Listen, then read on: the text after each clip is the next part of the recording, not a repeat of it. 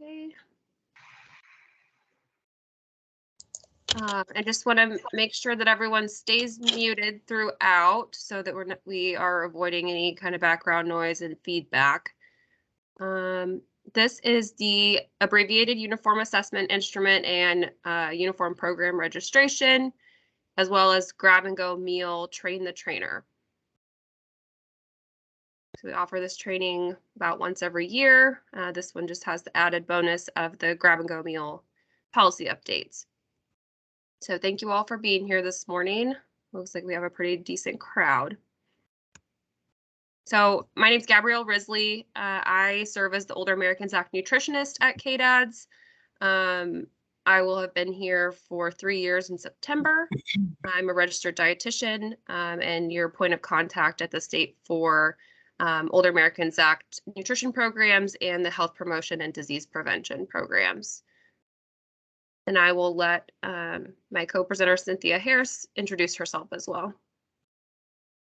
Hi, good morning, everyone. My name is Cynthia Harris, and I'm Older Americans Act and Senior Care Act Program Manager. I've been with Cadets about 2.5 years.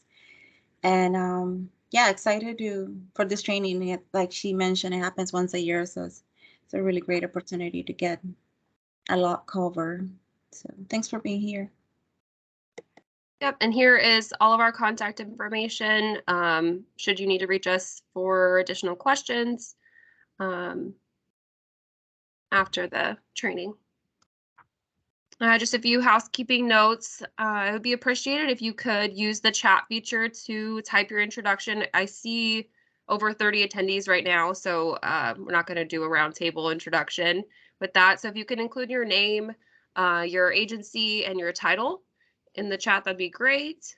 Be sure to keep your microphone muted when you're not speaking. We would also prefer if you could keep your cameras on. And then we have, just for the interest of time, we'll reserve the Q&A for the end. But feel free to type questions if they're like technology, housekeeping questions. Definitely put them in the chat and we can try to respond. But if you have questions throughout, you can put them there as well, and then we'll just reserve them towards the end. Otherwise, you can hold on to them. Either way is fine. And again, we are recording this meeting. I see a bunch of chats coming in, so thank you for that. And just one other thing that I didn't put on here, we were playing around with the technology beforehand. If you want to change your view, you can click the 3 dots that say more on the top right of your window and choose focus on content if you want the slides to be a little bit bigger, or move the video around. You can kind of play around with that with the Teams features. I know there's kind of a lot of settings. Okay. And uh-oh.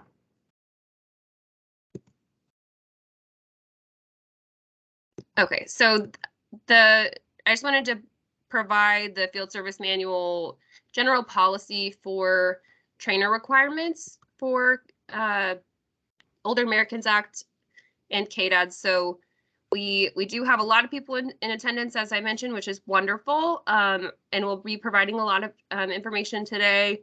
Some might be review, some might be new for folks that have been around a while. But we want to make sure that each area agency on aging is adhering to these requirements for who actually is eligible to be a trainer, to train people who are assessing with the AUAI and then who are overseeing the completion of the UPR. So we will issue certificates based on the eligibility for this training. So we'll make sure to,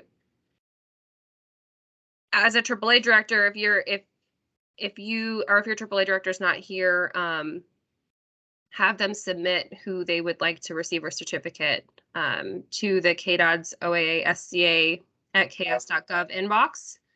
If you have any questions about that, we can help you out in the chat as well.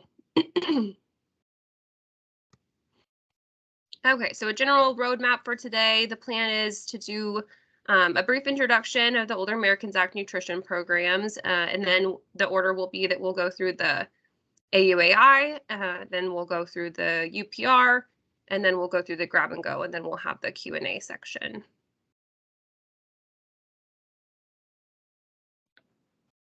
So the statutory and regulatory authority for these programs is through the Older Americans Act of 1965. It was reauthorized in March of 2020. And we also have the Code of Federal Regulations, which has not been updated since 1988, but that is our current regulations for the two senior nutrition programs consisting of the Congregate nutrition program and the home delivered.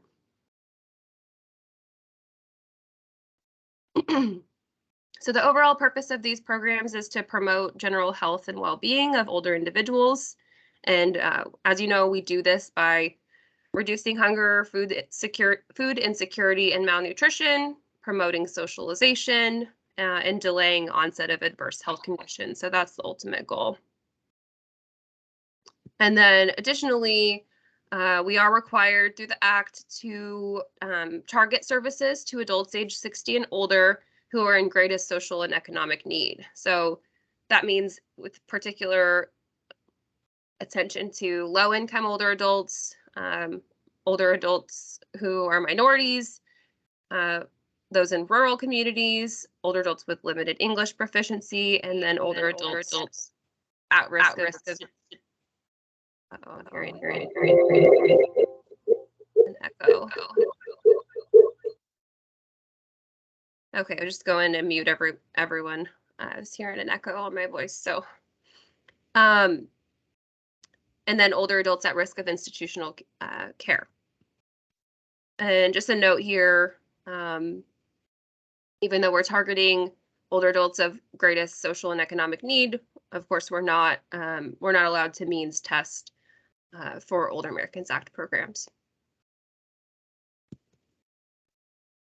So just an overview of congregate nutrition services. So this is authorized under Older Americans Act Title III C1. So this section authorizes nutrition services in congregate settings with the goal of keeping older Americans healthy and preventing the need for more costly medical interventions.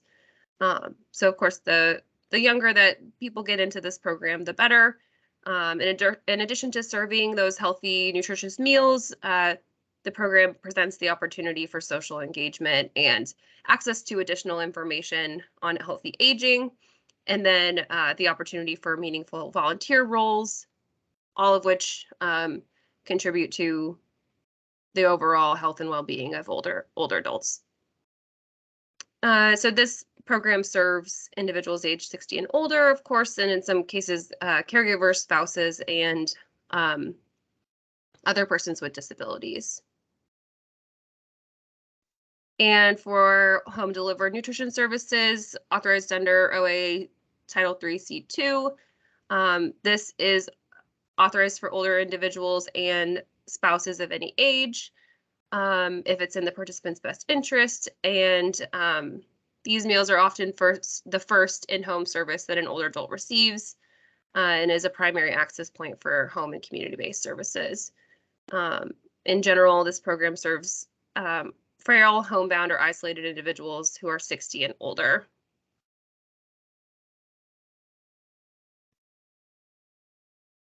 And then the nutrition quality standards of these programs. So the Act requires that all meals served under the OAA adhere to the current dietary guidelines for Americans, which are updated every 5 years, and that they provide a minimum of 1/3 of the dietary reference intakes, and then meet state and local food safety and sanitation requirements, and of course be appealing to older adults. And we do have a policy out for public comment to reflect the new 2020 dietary guidelines. Those policies are available for comment until June 17th. So if you wish to submit any comments on that, they are posted on the website. If you don't know what I'm talking about, I can send a link in the chat. later on, and you can send those comments to the KDAD's OASCA@ks.gov inbox.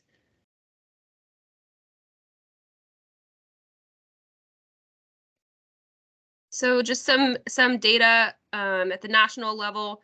So nationwide, about 5,000 providers serve more than 900,000 meals a day in communities across the country. The nutrition programs are funded in part by the Administration on Aging out of the Administration for Community Living, ACL, who administers those grants. But as you are likely familiar, the programs are funded by various other sources, state and local government funding, foundations, direct payment, fundraising, program participants' voluntary contributions, whether that be financial or volunteer, and then other sources. And I'll just mention with the voluntary contributions, this is a requirement of the Act. But again, programs may not means test for eligibility to the program, nor can a fee be charged for the meal. It's a completely suggested donation. If a participant's unable to pay, they have the right to decline that donation or pay what they can, and continue to receive meals if they're deemed eligible. And this is just some promotional material for the Congregate Nutrition Program. I kind of liked how it laid out the benefits. With the recovery from the pandemic, I think it's more important than ever to encourage folks in your community who are eligible to attend the local Congregate nutrition site. We've had a handful of settings close due to some of the residual effects of the pandemic. So, and I feel like most of that has been related to staffing, which is a lot out of folks' control.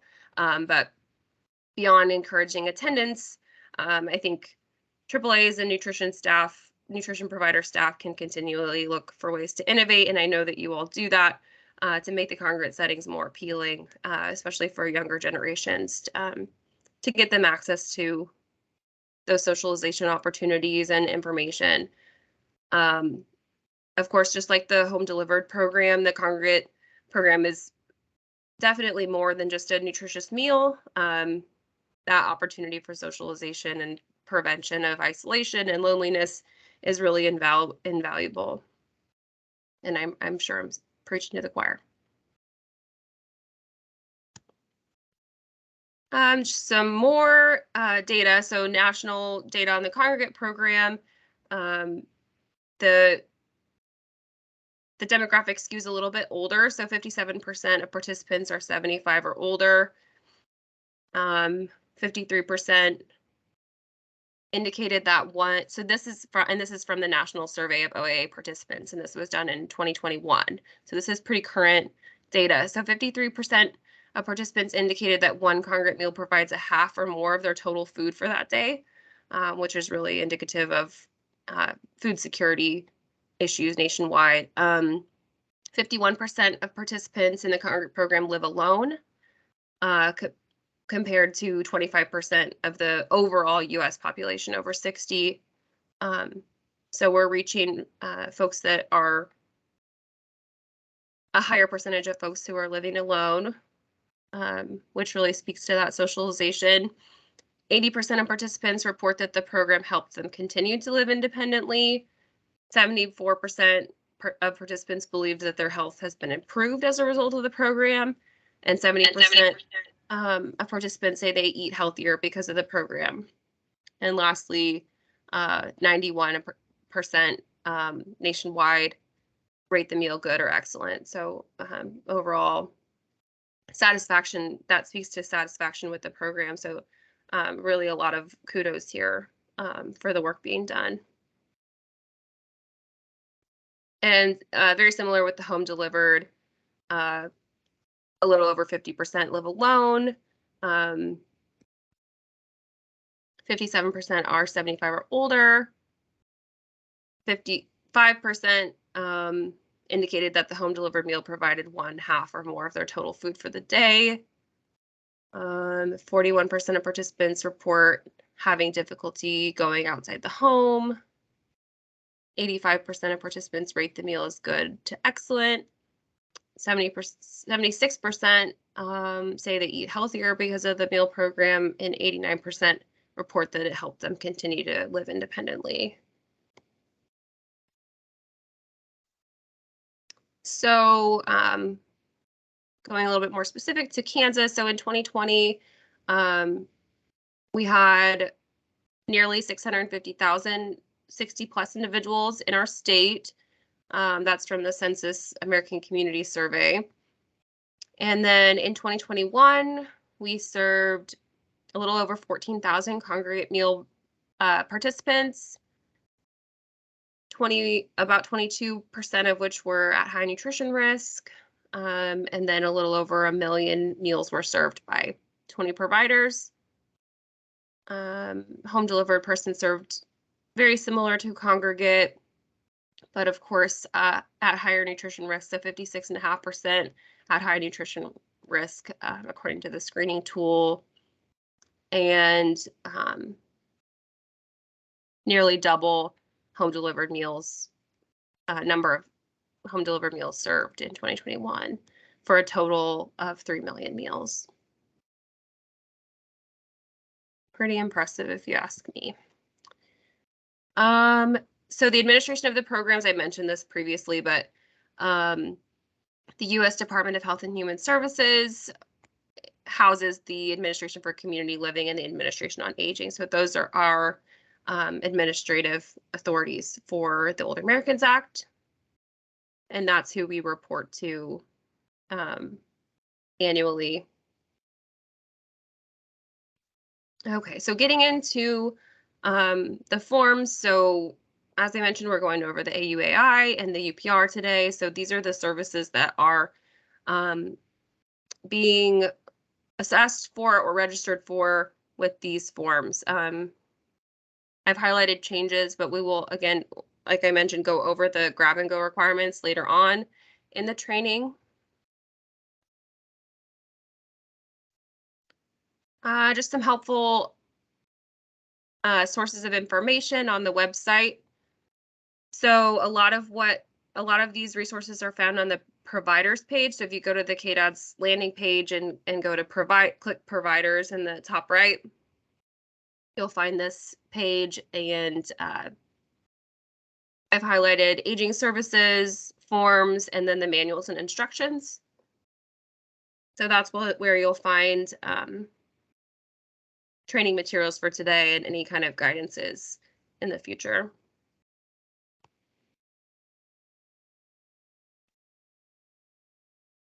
And I just wanted to give a plug for the Nutrition and Aging Resource Center, which is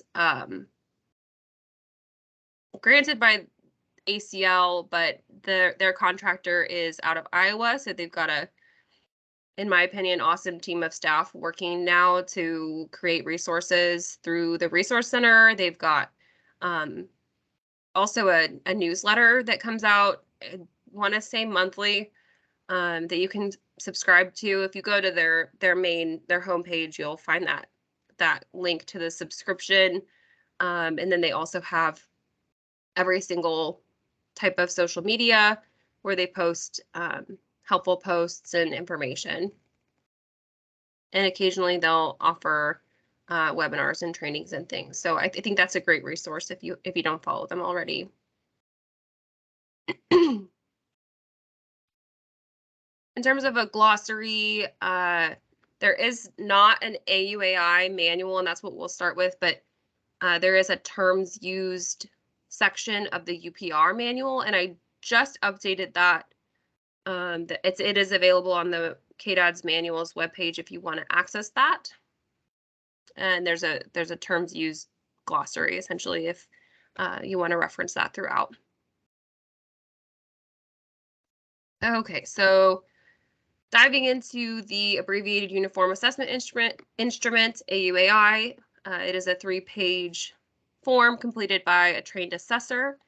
So again, this is the train the trainer for folks who are responsible for training assessors.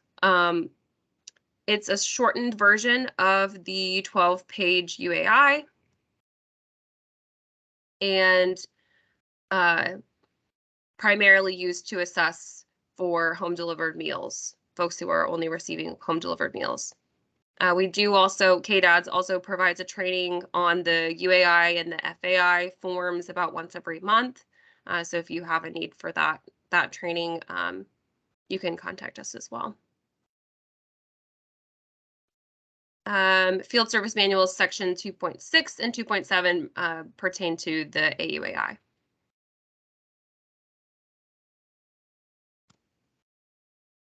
Like I mentioned, there's not a manual to reference for the AUAI, to my knowledge.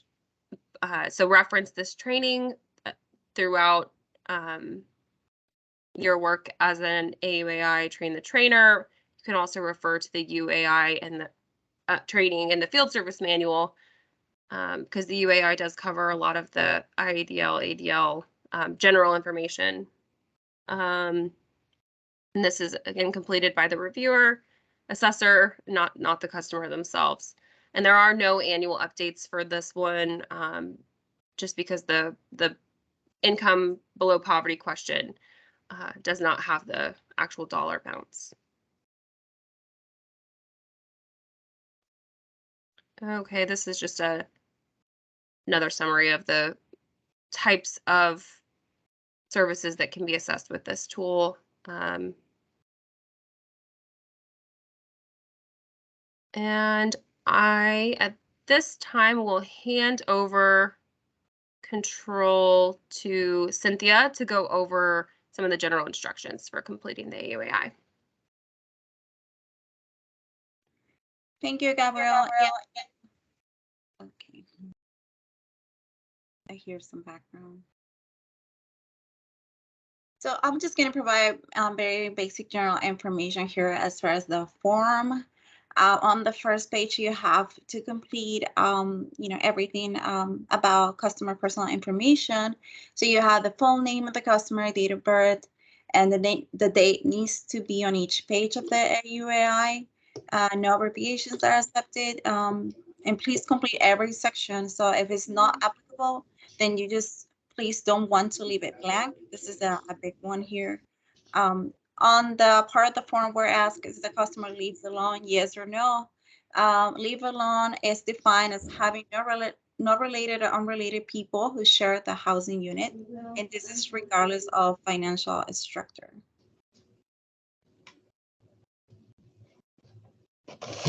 Please ensure that the information is accurate and is legible.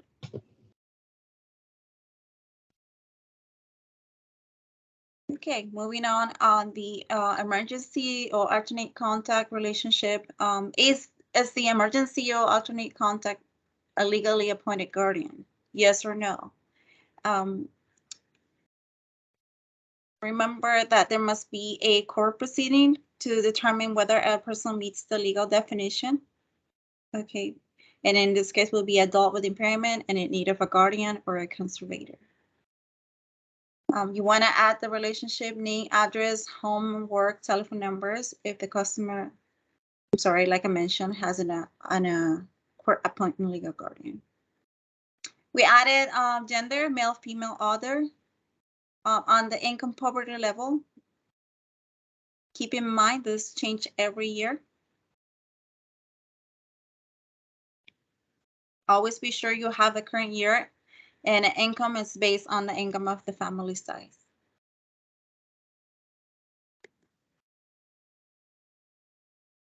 Moving on to ethnicity, race. Here, I just want to let you know that you will select just one race. If more than one race, you will have to select the one that they most identify with or none at all. Primary language, this section identifies the primary language the customer communicates with. Similar, one language can be only data entered into the KMIS system. So you have to choose one. you ask, you have to observe if the customer have any difficulty communicating, understanding the information that you're providing, or remembering the information. Please keep in mind that a language barrier should not be the determining factor of how an ADL or Iadl is performed.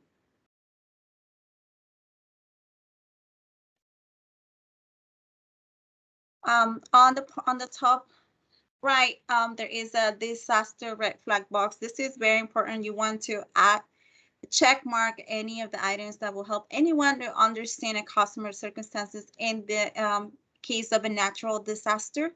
Okay, check all the categories that are applicable to the customer, and then there's no risk, then you're gonna check none, and please do not leave the space in blank.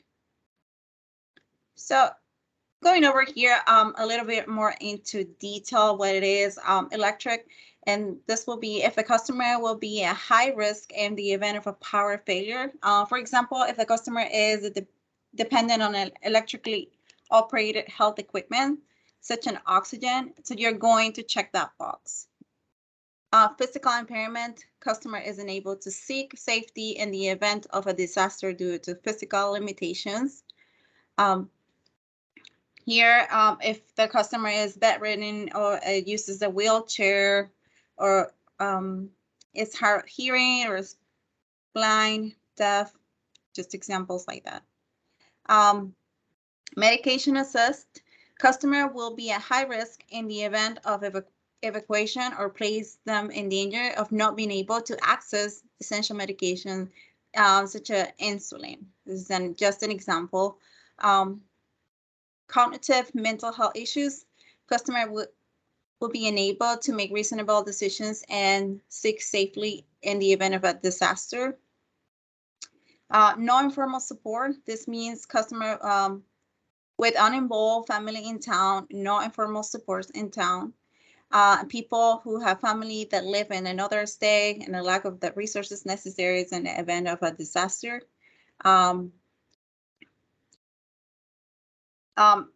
This is very important, especially if the customer has a physical, cognitive, or mental health limitations, to mark the non-formal support.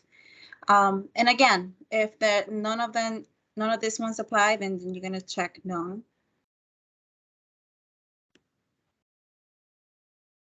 So yeah, really, really quick, really easy. On this page, we'll talk about definitions for activities of daily living and instrumental activities of daily living. It's just a list here. So what we're going to go is definitions of each of them and provide a few examples. Like I say, like Abbr mentioned before, if you have a specific question, just type it in the chat and we'll get to it at the end. Please make sure that this is a difference with the UAI. You are only assessing difficulty and no difficulty. So this is, could be a little tricky, but make sure you assess the customer any level of difficulty. So base your answers on the customer, of course, if there is a family member, caregiver, if the customer has a cognitive impairment. So if you have any health professionals records, whatever, of course, what you're observing, but basically what they are, telling you. Please remember the following. The standard is stated in the definition. So what I'm going to go over in a little bit. You want to assess the customer's ability equitably and consistently, no personal bias, and the customer personal choice is not included in the assessment, even though, of course, you're asking the customer. So definition of Adl Bathing, the customer take a full body bath or shower at least once a week or more frequently to prevent odor or skin health issues. So to put away bathing supplies, towel, washcloths, soap, shampoo, etc. Handles, brush, and adjust bath bench or other assistive device. Transfer in and out of the tub or shower and remove clothing, and turn on the water and adjust the water temperature and wash and dry all body parts, including back, feet, and hair. Let's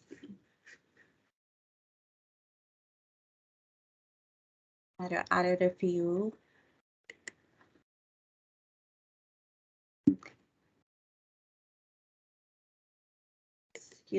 Sorry about that. So just real quick, I was looking for my notes. I'm sorry. This definition excludes the customer ability to take a sponge bath. If the customer takes a sponge bath, ask why. Is it a preference or is it a safety issue because they are unable to transfer in and out of the tub or shower? Okay.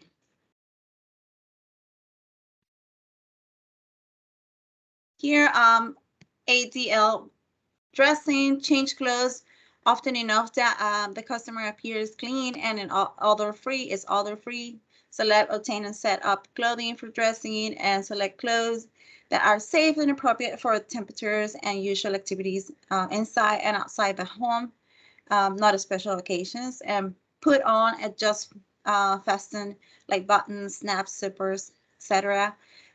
Take off all the items or clothing, or the customer has a wears adapted clothing that allows customer to dress for most public occasions without needing to use buttons, snaps, ties, etc. And put on and remove prostheses and or medical needed clothes or device such as TED holds here.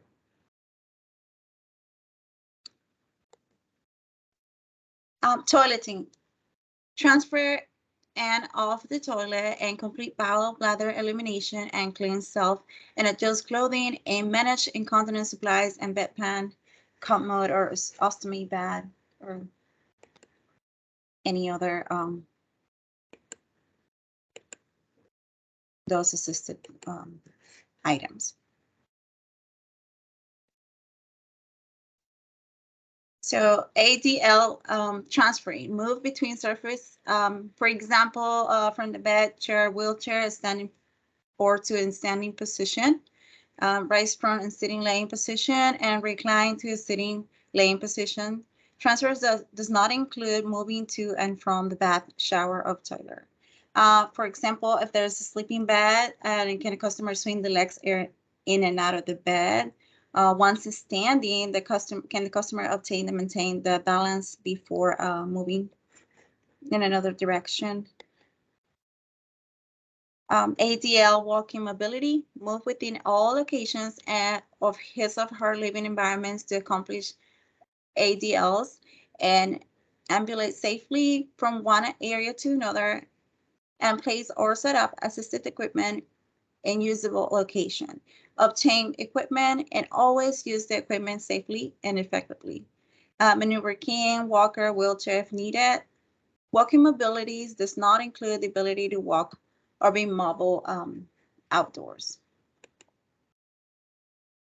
So also keep in mind when you are checking for difficulty and not difficulty, if there's a part of the home that is inaccessible due to narrow holes or doors or stairs.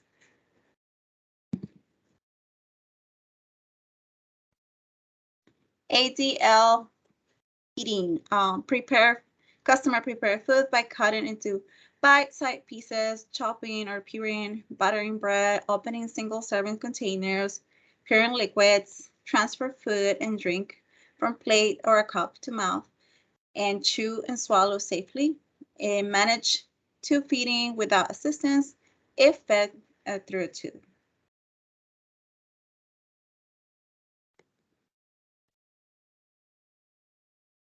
Moving on to IADL, meal preparation. Customer plan, prepare, serve meals, and safely use stove or microwave to heat up cooked foods. Open containers, turn stove on and off. Use can opener in our opening the ingredients, peeling, cutting, chopping, measuring, baking, and other cooking the meal. Follow a doctor prescribed diet when applicable. If it's low sodium, low sugar, I'm going to talk about a little more about it in the next slides with the nutrition part. Okay.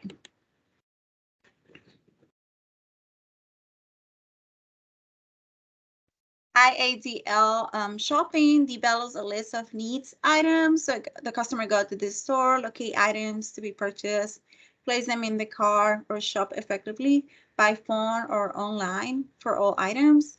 Carry 5 pounds for canned goods or bulky items. Move purchases items from vehicle or doorway into home.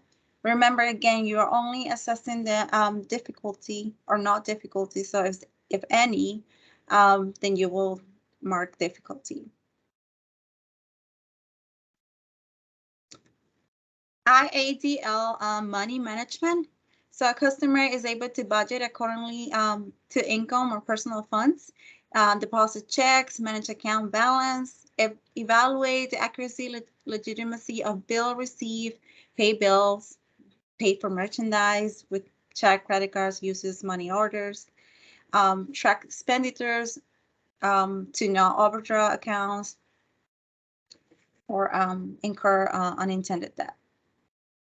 Yeah, real quick on this one. If a customer, so for example, if the customer needs oversight, then you will mark difficulty, as well if the customer has a conservator or is not involved at all with the money management decisions, it still will be a difficulty.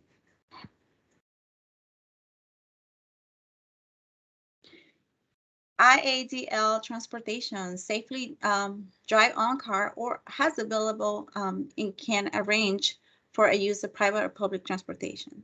Able to enter, adjust positions, and leave the vehicle without assistance from another person, and may use assisted device. Manage getting assistive equipment if needed into and out of the vehicle. Please consider difficulty if a customer need other people to arrange the appointments, such as medical or mental health, to accommodate transportation needs. A lot of times, people rely on family members for appointments, so this will be considered a difficulty. Telephone, obtain needed telephone numbers and dial the phone and answers, hang up the phone. Converse over the phone and arrange to schedule appointments. The customer's ability to afford telephone service must not factor into this code. Okay. Also, you want to consider, does the customer have a hearing problem? Does the customer use other communication devices? Iadl laundry housekeeping. So is the customer able to determine when clothes needs to be washed and complete all the laundry steps? For example, takes clothes to the wash area, and is able to measure the amount of detergent, uses properly washing machine, and place clean clothes into storage, closet area, perform routine tasks. For example, makes the bed, putting items away, dishwasher, taking out the trash, keep pathways in a home clear for mobility, and understands the methods to kill germs and bacteria, and sweep and vacuum and mop. Please consider here if the customer have any cognitive or mental issues that might impact their choice or abilities to perform these activities.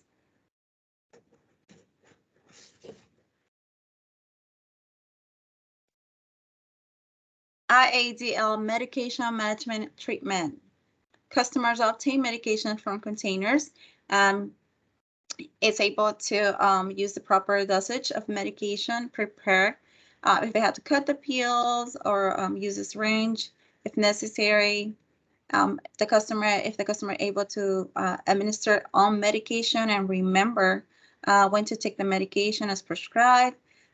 Recognize possible side effects of the medication. Well, this is essentially for safety. Set up materials for treatments and conduct treatment procedures.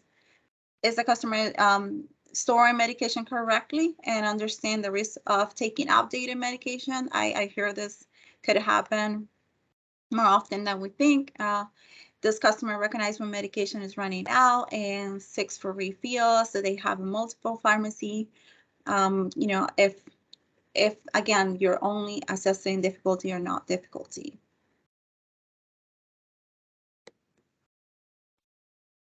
All right, I believe this is, I went over, like I said, if you have questions specific to IADLs and ADLs, just make sure to type it in the chat. On this piece of the page 1, it asks you to, mark about customer abuse. We are very strong on this topic and the prevention of elder abuse, neglect, and exploitation. Cadets have worked with broadcasting to promote awareness. However, it's still very challenging in some areas, and we still get it with the quarterly reviews that there's still people that would answer that they don't know how to report abuse. So this is very important, even though it's on the first page and it's just a very straightforward question. I believe that it's important that you guys become knowledgeable of the definitions as well as types of abuse, and then that it is very it happens more often than you could imagine, so you keep an eye on that when assessing. So definitions of abuse: any act of failure to act or perform intentionally or recklessly that causes or is likely to cause harm, including infliction or physical or mental injury, sexual abuse, unreasonable use of physical or chemical restraints, isolation, medications, treats, or medicine conduct, fiduciary abuse, or omission of deprivation of by a caretaker or another person of goods of service which are necessary to avoid physical or mental harm or illness. Neglect, failure or omission by oneself, caretaker, or another person that provides goods or services which are reasonably necessary to ensure safety and well-being and to avoid physical, mental, or harm or illness. Exploitation is misappropriation of an adult property or intentionally taking for advantage of an adult physical or financial resources. Fiduciary abuse occurs when any person who isn't the caretaker who stands in a position of trust to an adult takes secrets or appropriates their money of property to any use or purpose not in the due of a lawful execution of the adult trust. Let's see. So the definition, well, adults are ages 18 and above who have physical, the person at risk are adults age 18 and above who are physical, emotional, or mental impairment that limit their ability to manage their personal home or financial affairs. Older adults with disabilities who live alone with family or in community care living arrangements. Older adults who are most frail, dependent, and socially isolated are most at risk. Really, any older adults could be at risk. Sometimes we've seen this more often now with the pandemic, the increase of fiduciary abuse and scams happening all the time. Like recently I just heard, which is pretty sad, and I mentioned it in the previous training, about romance scams where, like, it happens to widows that, it's pretty sad that, this happening perhaps online, and they fell in love, and then this person ended up taking, their money, and there's a stigma on this. So we're really actively working to create more awareness, not only using broadcasting, but looking to partner with other organizations, specifically the APS for future projects, perhaps some classes or things like that, anything that can bring awareness to elder abuse. So please, super important, if you suspect abuse, neglect, or exploitation, your mandated reporter you have here, Cancer Protection Report Center, the 1-800-922-5330, or you can just go online to www.dcf.ks.gov. Remember that the names of person who reports suspected abuse are confidential and cannot be released without written consent of the person making the report or judicial proceeding results. So again, even when in doubt, you are better off reporting it. Oh, that was it. I I hope that if you guys have some questions, this is my really short part, but thank you. Yeah, thanks, Cynthia. I will take back over control.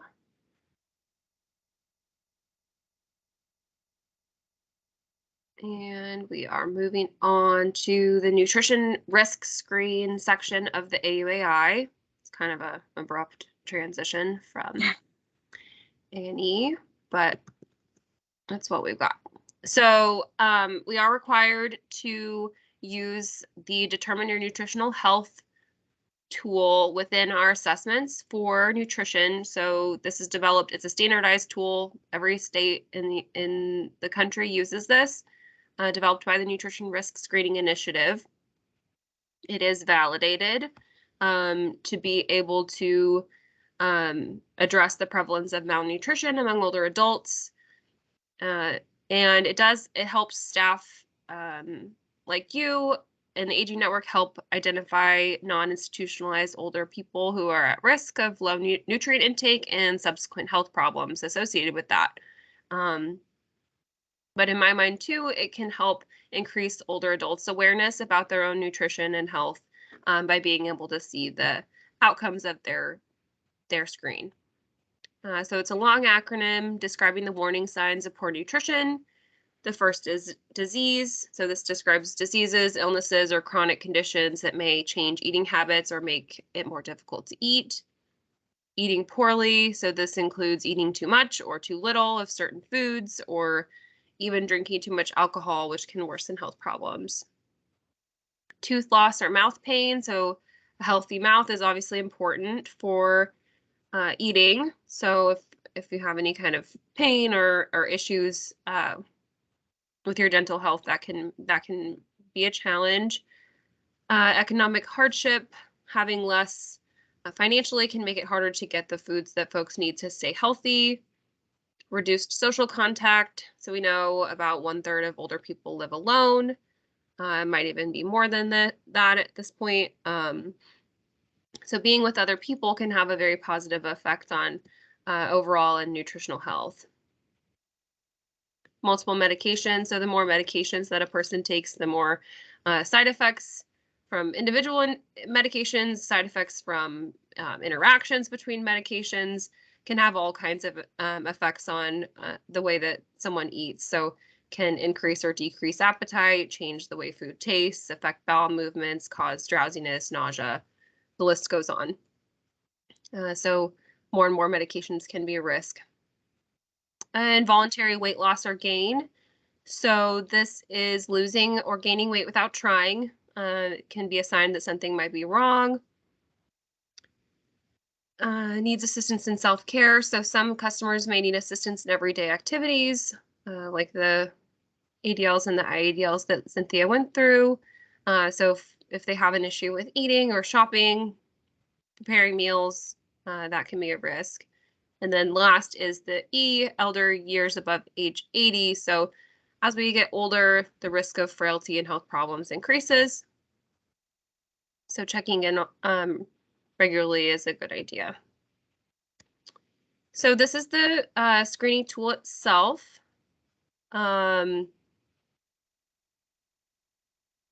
This is in the UAI, the AUAI, the UPR. Like I said, it's required. It should be completed according to an average day. If the customer answers yes to any of these questions, pretty straightforward. You will circle yes on the right column. If the answer is no, there's no reason to make a mark. And then any additional information that the customer provides can be included in the comments section. There are a handful of questions here, as you can see, that do ask for clarifying information. So do you usually drink less than 6 glasses of water, milk, or juice daily? Number of glasses. Do you have problems with dentures, teeth, or mouth, which make it hard to eat?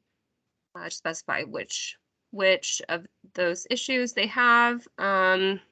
Have you made changes in the kind or amount of food that you eat because of an illness or condition? If the answer is yes, what changes? Are you physically not always able to grocery shop, cook, and or feed yourself?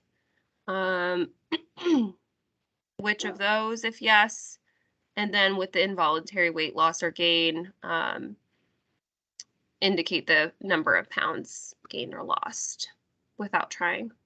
And then lastly, you will just total the score of the numbers that were circled and put that down at the bottom right.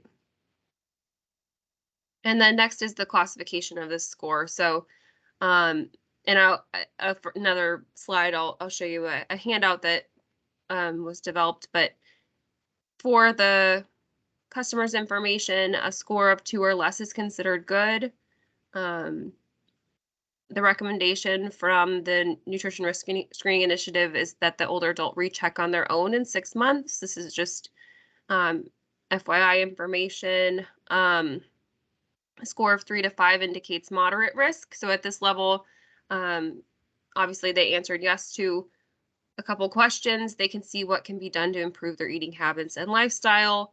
Maybe this person needs to focus on some of the factors that made them score in this range. And then 6 or higher is our high risk.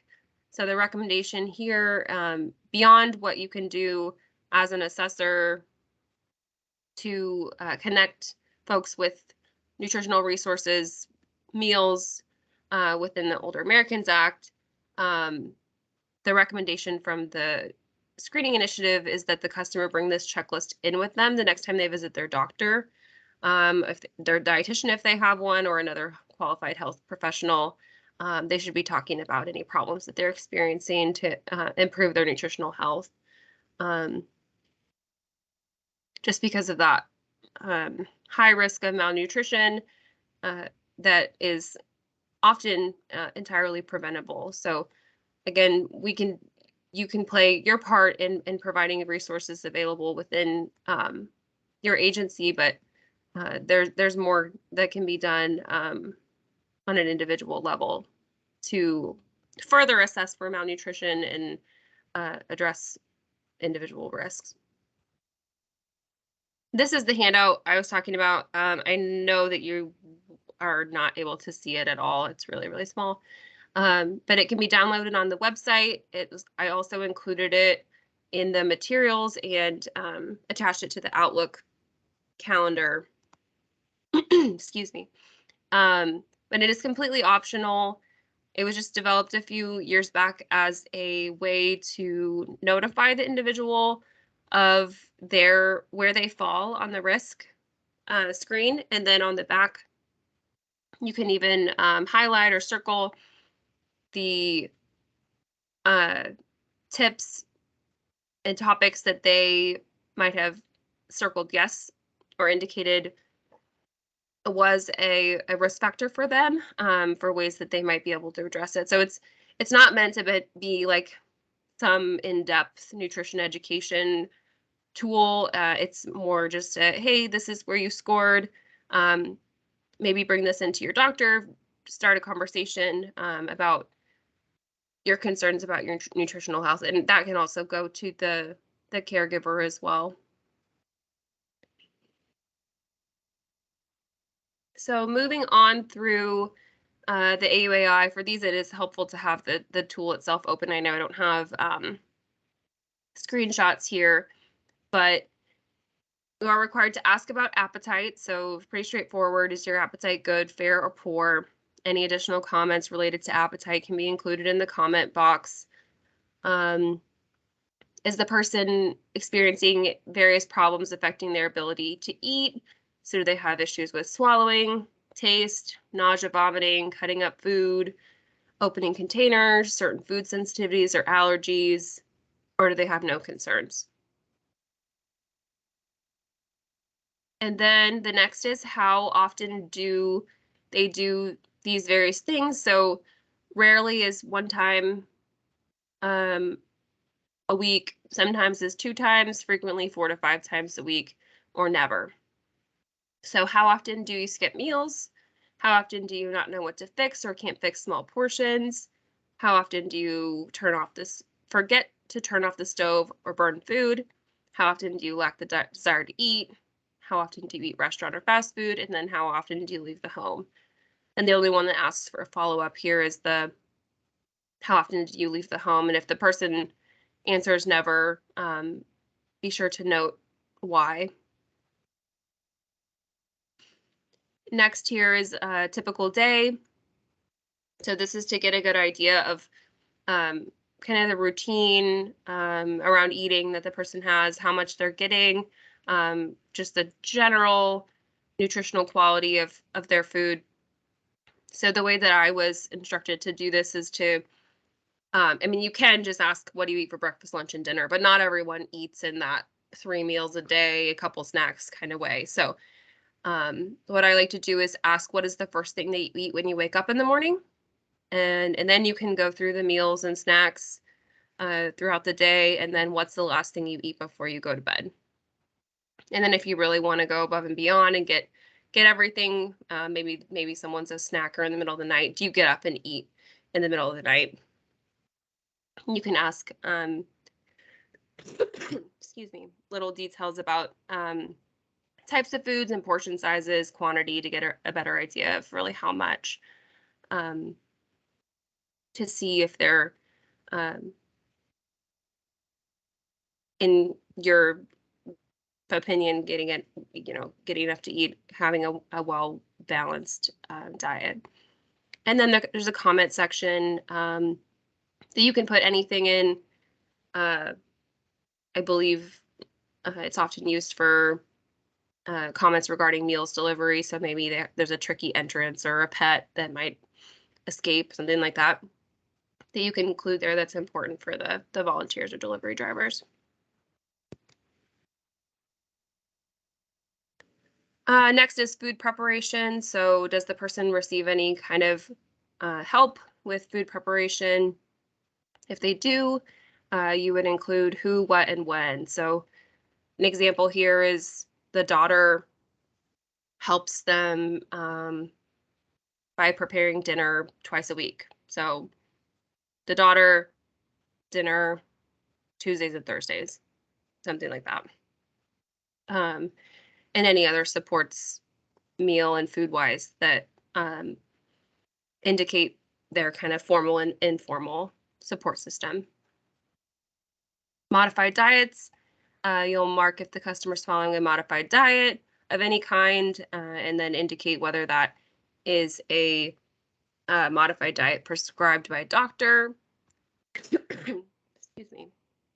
And then there's a list within the assessment to indicate which type of diet and whether it's doctor prescribed, and then you can include the name of the doctor. If the diet that they're following, if for some reason is not listed, you can include that in other and fill that in. Okay, so for the AUAI, again, this is for the most part for home delivered meals. So this is the eligibility requirements for home delivered meals. So the person has to be 60 years of age or older and then fall into the homebound or isolated category. Or they can be a spouse of an eligible participant as long as it's in the participant's best interest, or a disabled or dependent individual who resides in a non-institutional setting with an eligible participant and it's in the participant's best interest. Or there is the category for congregate meal illness related home delivered. So this is temporary for up to 30 days consecutively. And then an important note here, like I mentioned, you're assessing for whether the person's following a modified diet or has special dietary needs according to their doctor.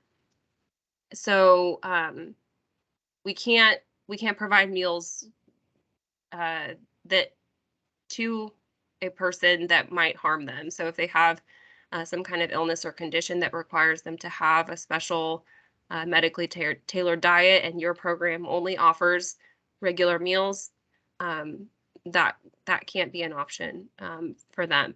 So need to find a way to refer them to somewhere else that can meet their medical necessity for nutrition, but again, we can't cause harm to the individual and jeopardize their health.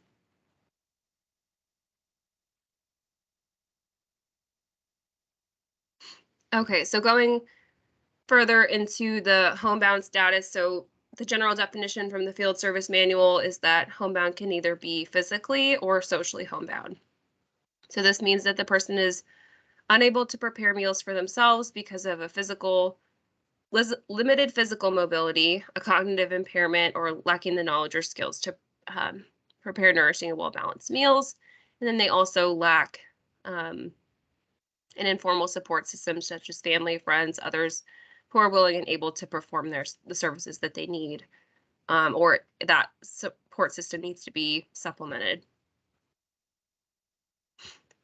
So even further, the definition of physically homebound, this is pretty straightforward: an individual who cannot leave their house under normal circumstances without assistance due to an illness or incapacitating disability, and they're unable to participate in the Congregate nutrition program because of this.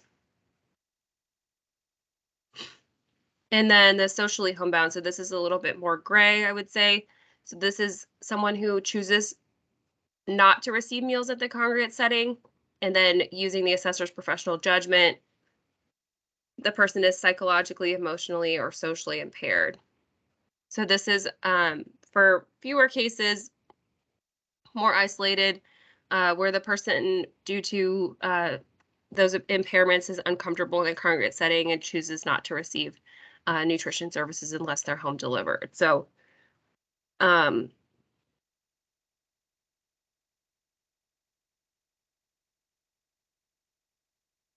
they can fit into either the physical or the social homebound.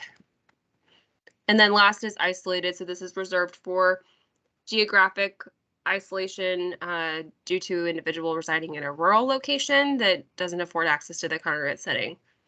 So this is only going to be used in rural locations because of the distance of the congregate setting to where the person lives, their access to transportation, their ability choice. So that maybe there's a congregate setting in a neighboring town, but it's not terribly convenient for the person, so that they it's not in the town that they live in. So I think that's the intention of the ability or choice.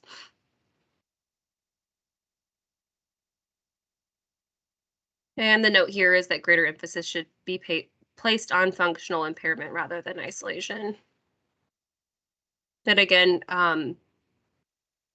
like we talked about earlier with the congregate nutrition program, we should always be encouraging participation in the congregate setting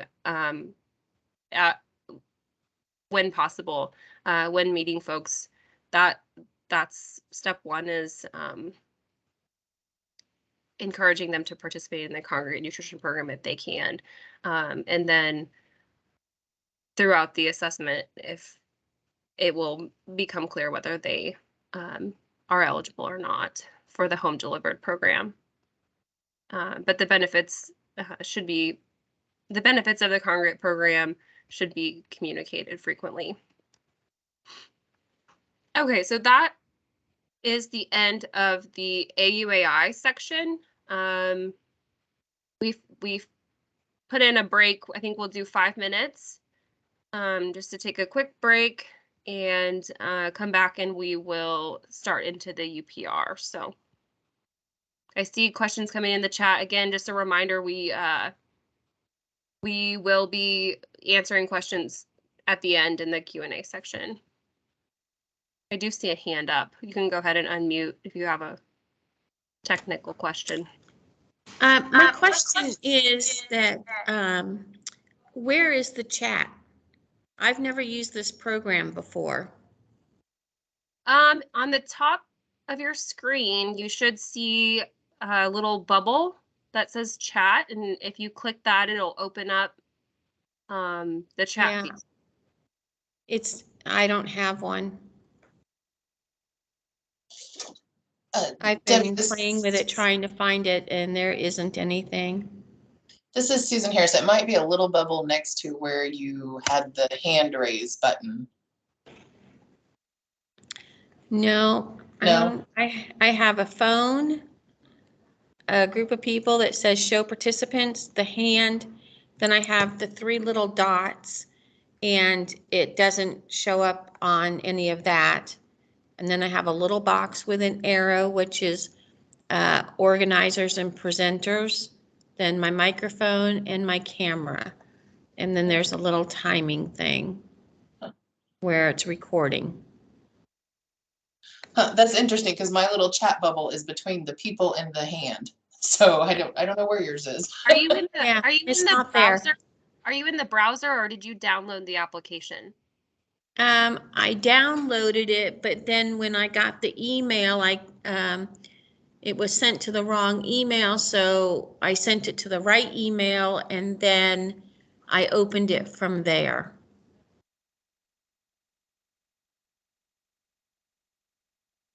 Hmm. Well, since I can't find the chat and put my name and stuff in there, just know that I'm here. Okay, okay, yeah, I'm stumped. I'm stumped because it should just be right at the top as an option. If you're Yeah, able to I'll view keep looking participants. for it, but it's not there. I've gone full screen, partial screen, the whole thing, and it's just not there.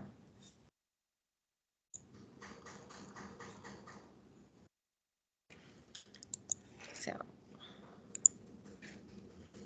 thank you. Yeah, I'm sorry, not more helpful.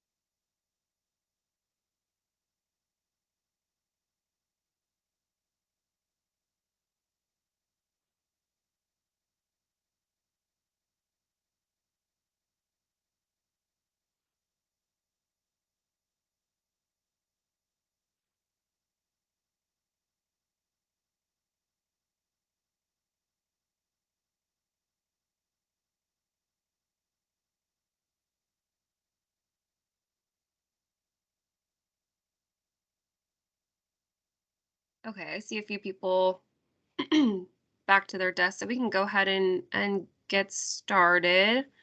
It looks like we're trucking along, so I'm not sure we'll need the entire scheduled time. But we will keep going into the UPR. So this is the uniform program registration.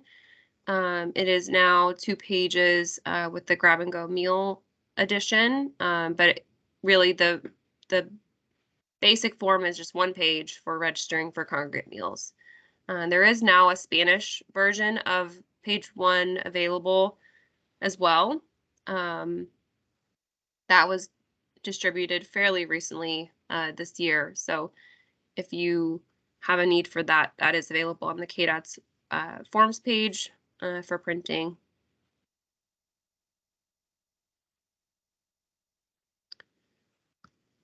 So the local registration system, the UPR reviewer must have knowledge of policies and procedures of their own area agency on aging put in place for the local registration system. So it might vary throughout the state on how customers obtain the registration or access. So obtain a paper registration or access a web-based registration. And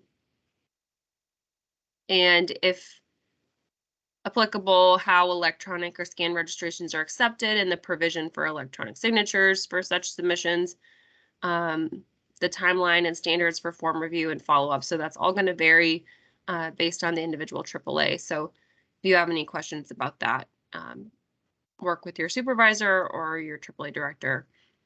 Also, the retention of paper and electronic scan records and related timelines.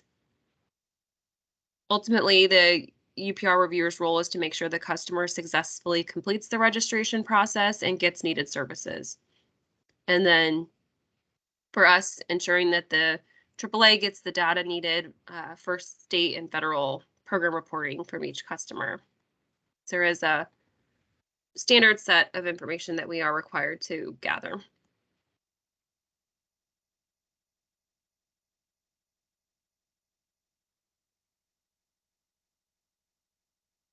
So the basic tenets of the Older Americans Act means each local registration system puts in place a system that has common features, including that a customer will register as an individual and not as a household. They will not pay a fee to register for a service. They will not have to provide proof of identity. They will not provide proof of U.S. citizenship or state or county residency. And they will not provide income or age verification. These are all self-reported. You will also not provide a pre-printed copy of the previous year's form. The information needs to be gathered each year new.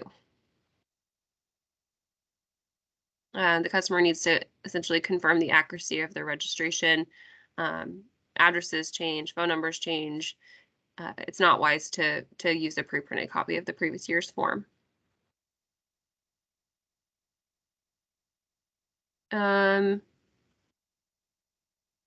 is the program's responsibility to ensure that the customer knows that they're expected to complete the registration process each year, but ultimately it's the customer's responsibility to complete that form when it's due. And this registration is not an assessment. Eligibility determination for congregate meals is determined based primarily on age for the services, so 60 plus.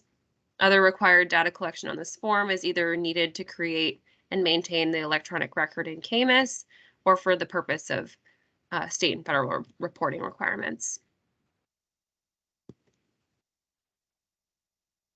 Customer's personal, so for a note for the customer that their personal information is only used to provide services to the customer. This is consistent with the release of information statement on the form. And if a customer is concerned about their information, it is only reported in aggregate to funding sources. So Like, for example, our federal reporting, there's no customer names, addresses, phone numbers, social security numbers, nothing like that is being provided anywhere else. It's all summarized. For example, number of males aged 70 to 80 that were provided congregate meals. It's not identifiable in any way. And of course, this is important to understand the needs and the impact of the program. So finally, each customer receives either a paper or electronic copy of their completed UPR, and the reviewer, of course, completes the completed by reviewer section at the bottom of the form, which will go into all sections of the form here through these slides.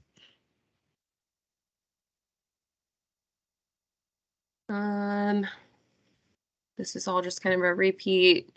Again, we know the purpose of the form. There are details in the field service manual, section 2.5, about the use of the form.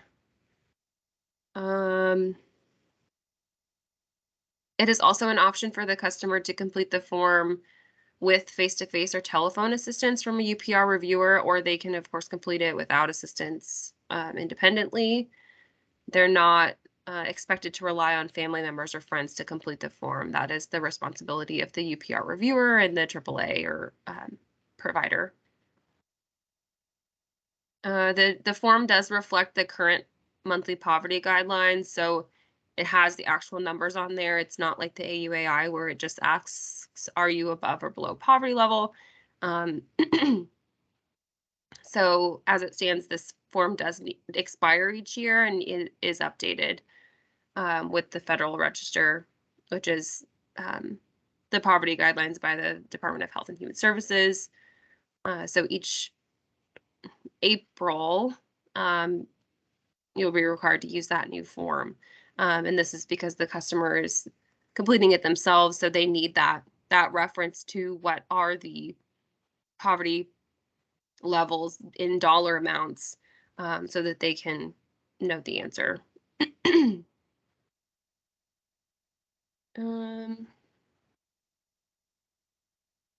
And as I mentioned earlier, the manual has been updated and is available on the website if you would like to access that and review it. And the manual is also updated annually just for the income guidelines.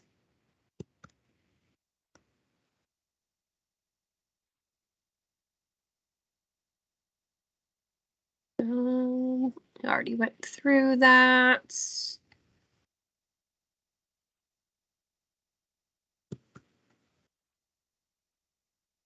Okay, so now we're going to go through the details of the manual, which does cover, so the UPR itself registers folks for congregate meals, illness-related home-delivered meals, grab-and-go meals, and then nutrition counseling and assisted transportation, which I do not believe are provided by any AAAs currently.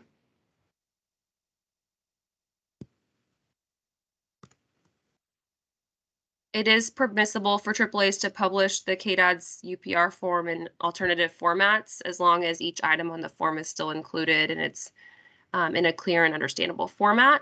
So alternatives to this, for example, large print on legal paper or printed on both sides of standard paper, and then web or electronic format. So again, that's going to be specific to each AAA and provider, and providers would need AAA authorization to do this as well. As far as Cadets concerned, we want it to be accessible. I know there's a lot of information crammed on that form, so if you need to modify it so that folks can read it better, that is fine. Ultimately, we need all the information data entered into CAMUS and to be accurate.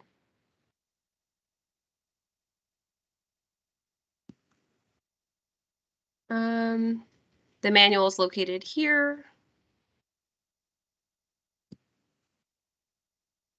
Okay, now we will go through. So these are just screenshots from the manual itself. So as a UPR reviewer, overseeing the customer completing the form, these are your guidelines. So the date the customer registered for services, and then the PSA number. The customer is not expected to know this, so that's completed by the reviewer. But the customer can fill in the date.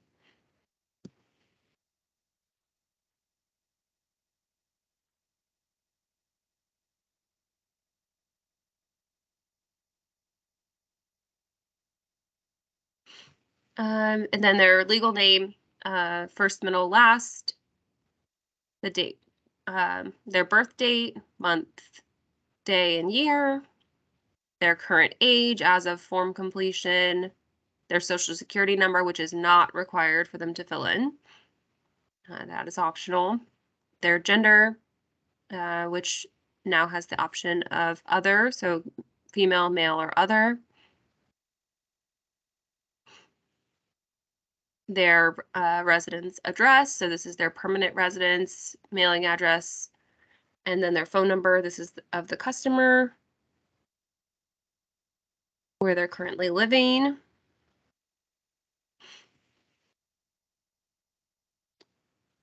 Emergency contact information. So this information is obviously helpful for the aging network, but it is not required for them to have an emergency contact.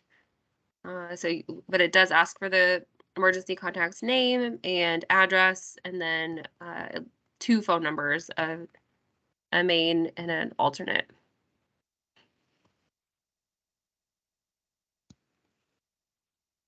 Next is ethnicity. So select one of the 3 options. So either Hispanic or Latino, not Hispanic or Latino, or ethnicity missing, essentially that they don't want to report their ethnicity. Next is race. So you'll report one race that the person self-identifies. And last year with our state program reporting changes, there were some changes to this. So there is no longer an option for multiple races or other race. So the person is essentially required to select one. If it's left blank, it'll be reported as missing. But I'm not sure that CAMUS will let you get by without reporting a race.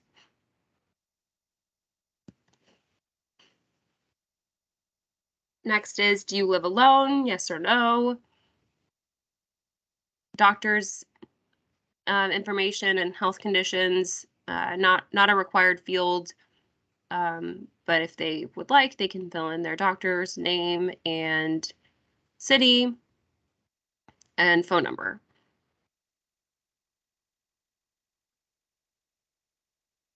Any relevant health conditions that they would like to disclose. The example here is I'm hearing impaired and wear hearing aids. Just anything that might be helpful. There's not a lot of space for them to fill in here, but if it's relevant to their participation in the Congregate or grab and go program, then they can, of course, fill something in. Here is the poverty level. So is your monthly income, so it doesn't even say poverty, is your monthly income below? And then there's 4 examples of family size. So straightforward, yes or no. And there's a key to the household size. So if they live alone, that's 1. If they live with their spouse or minor child, or other persons, or other family members, should all be counted in their household size. Veteran status, also not a required field, but they can answer yes or no. And here's the modified diet.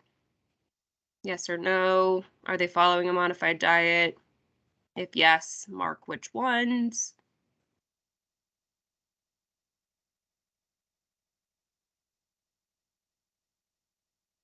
And here is the nutrition risk screen filled out example with the circled numbers and the additional information circled as well.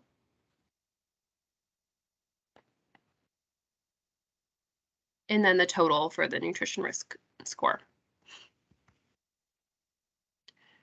Oh, and right under the nutrition risk screen, there also is a new field. This is not new recently, new as of like last year, to actually categorize their score where they fall in low risk, moderate, high risk.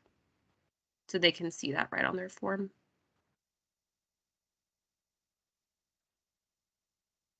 And this gets into the signature, so the release of information section. This is, they're saying I consent to the release of information on this page so I can receive services. I understand the information on this page will be released to Cadets, the AAAs and service providers as listed below to enable delivery of services and program monitoring.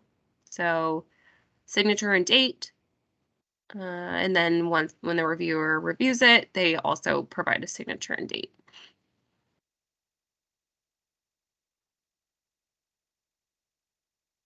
If the customer did not record a date, the reviewer should record the date the UPR is completed.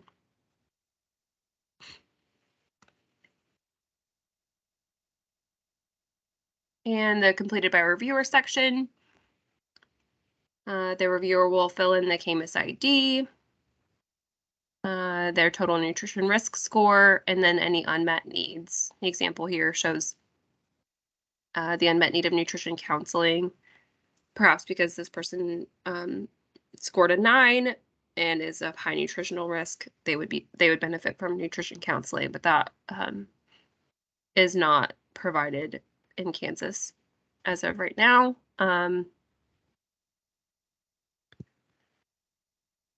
And on the monthly units, that's more of the unmet needs.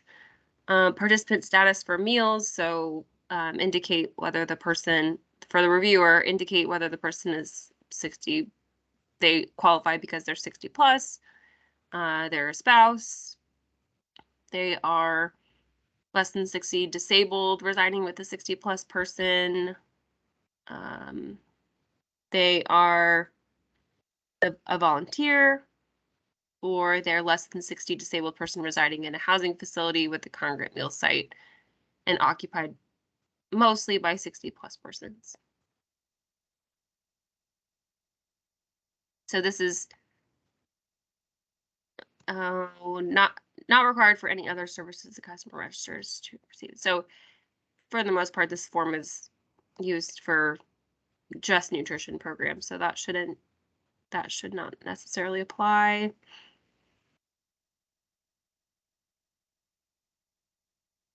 Consult area agency policy for any action required of the reviewer to follow up with customer when eligibility category being met is not clear. And then for the plan of care service plan, PSA number needs to be entered, and then the service codes that apply. So included here, Congregate, Grab and Go, and the Congregate Meal Home Delivered. I know that each provider in AAA does it a little bit differently, but as I understand it, when folks are registering for Congregate meals, they may also automatically be registered for other services that they qualify for. So this is obviously going to be on a case-by-case basis, so the person needs to meet the Grab and Go meal eligibility criteria and be interested in receiving Grab and Go meals. But for the Congregate Meal Home Delivered, I believe that many programs automatically add this in case the person becomes ill or needs to receive their meal home delivered outside of the congregate setting. But they're really a placeholder and not meant to be used all at once.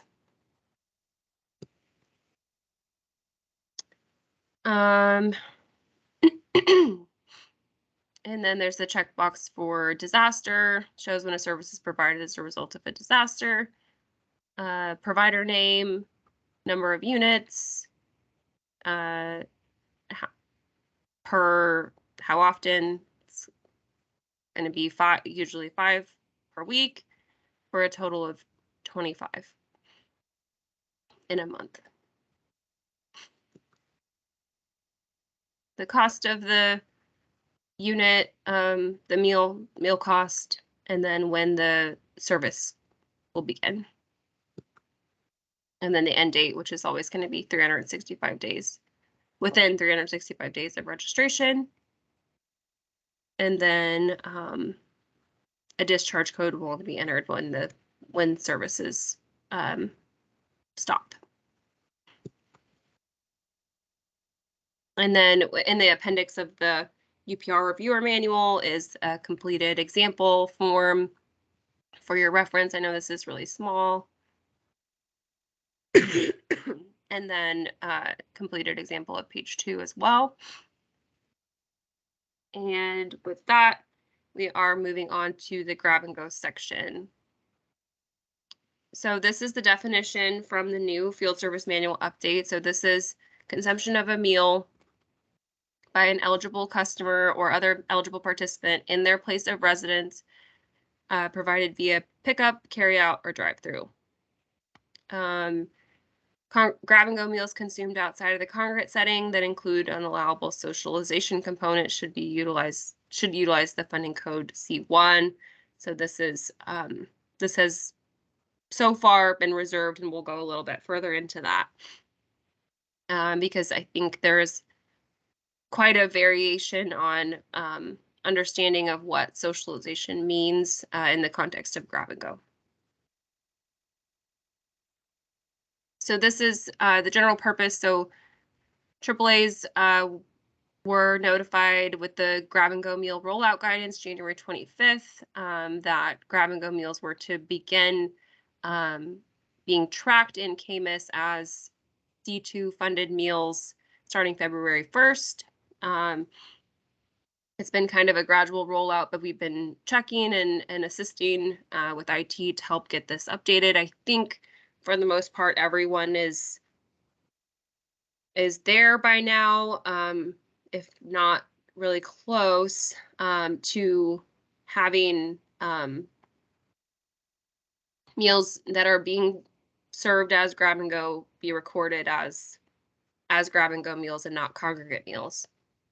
So we had been waiting to roll out final policies and make any changes regarding like assessment and registration until this training was completed, which was originally scheduled for June, but we moved it up to now. And then the rest of the plan is to have all the final policies posted by June 1st. It might be earlier than this, and then have full implementation, meaning have everyone follow the assessment criteria by the end of July. So since February, we've been requiring the tracking, but not doing any kind of assessment for eligibility. But that will need to be rolled out again by the end of July. So here is the various taxonomy definitions for the 4 meal types. So as a reminder, there's only 2 funding categories for Older Americans Act, C1 and C2. So, but we in Kansas, we have 4 different services: congregate meals, the congregate meal illness-related home delivered, now grab and go, and home delivered. Historically, we have allowed takeout meals in the field service manual, but not ever intended to be on a regular basis. And it's never ever been encouraged by ACL or the Act to provide meals on a takeout basis. There's nothing in the design of the Congregate program to allow this. The Congregate program is meant to be folks eating a meal, sitting down, eating a meal together, socializing. So with that, obviously, the pandemic has changed a lot of things, and in response, programs were forced to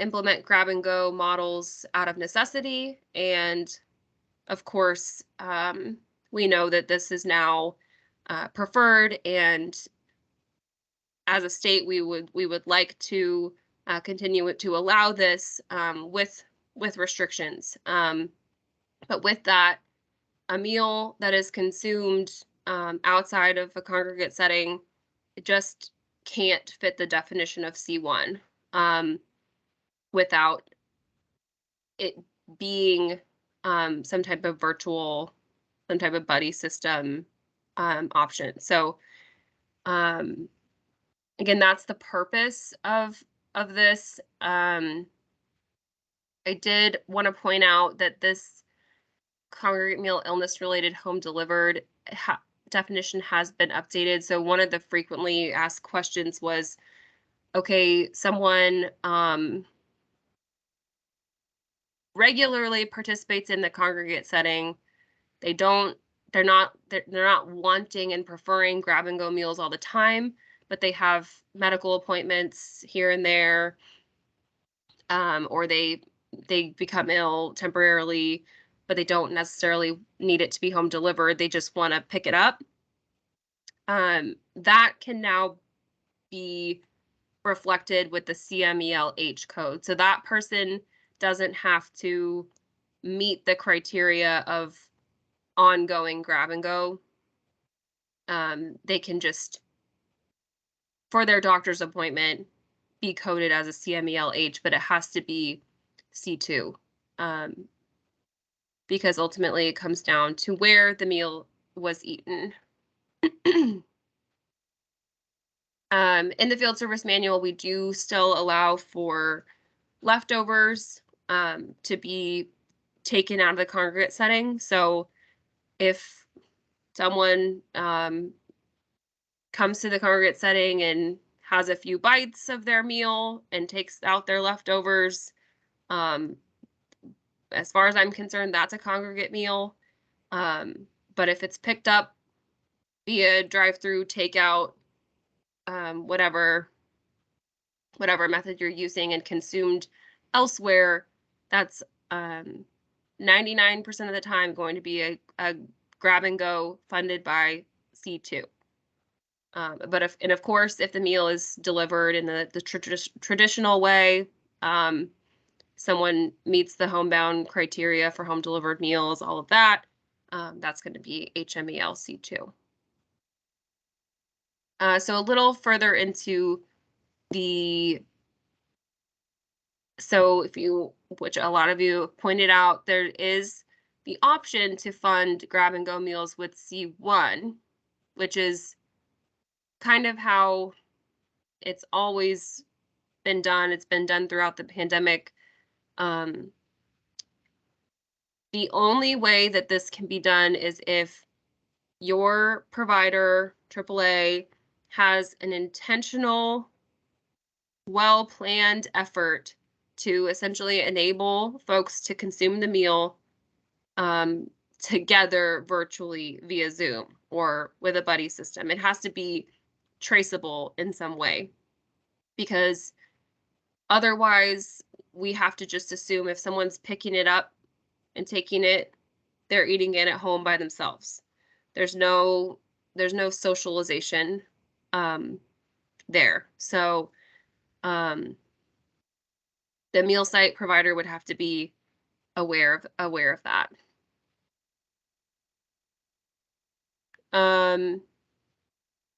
The other part of this is that Cadets would need to be aware of that program. It would have to be, again, planned and approved, policy in place.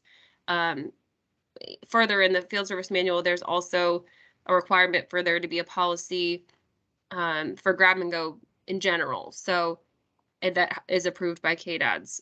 So we need to be aware of what you all are doing around this.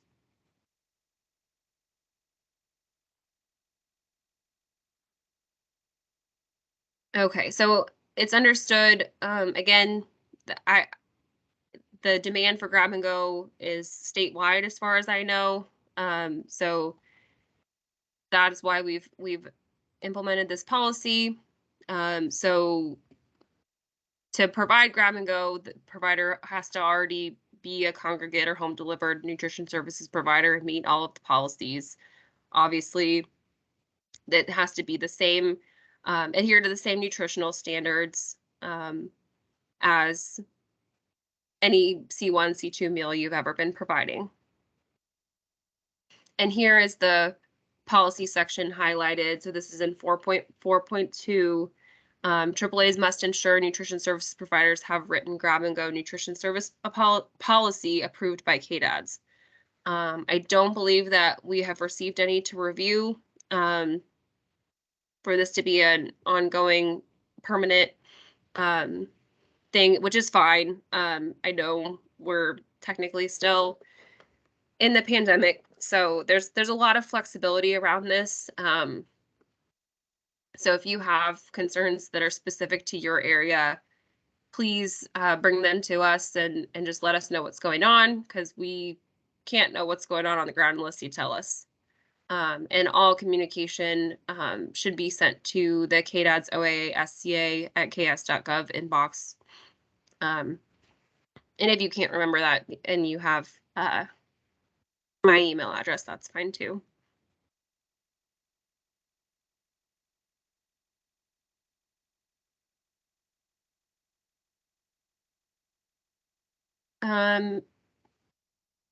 Yeah, and this just provides a little bit more information on the sort of coordinated efforts for a buddy system or virtual congregate site. So a buddy system would be at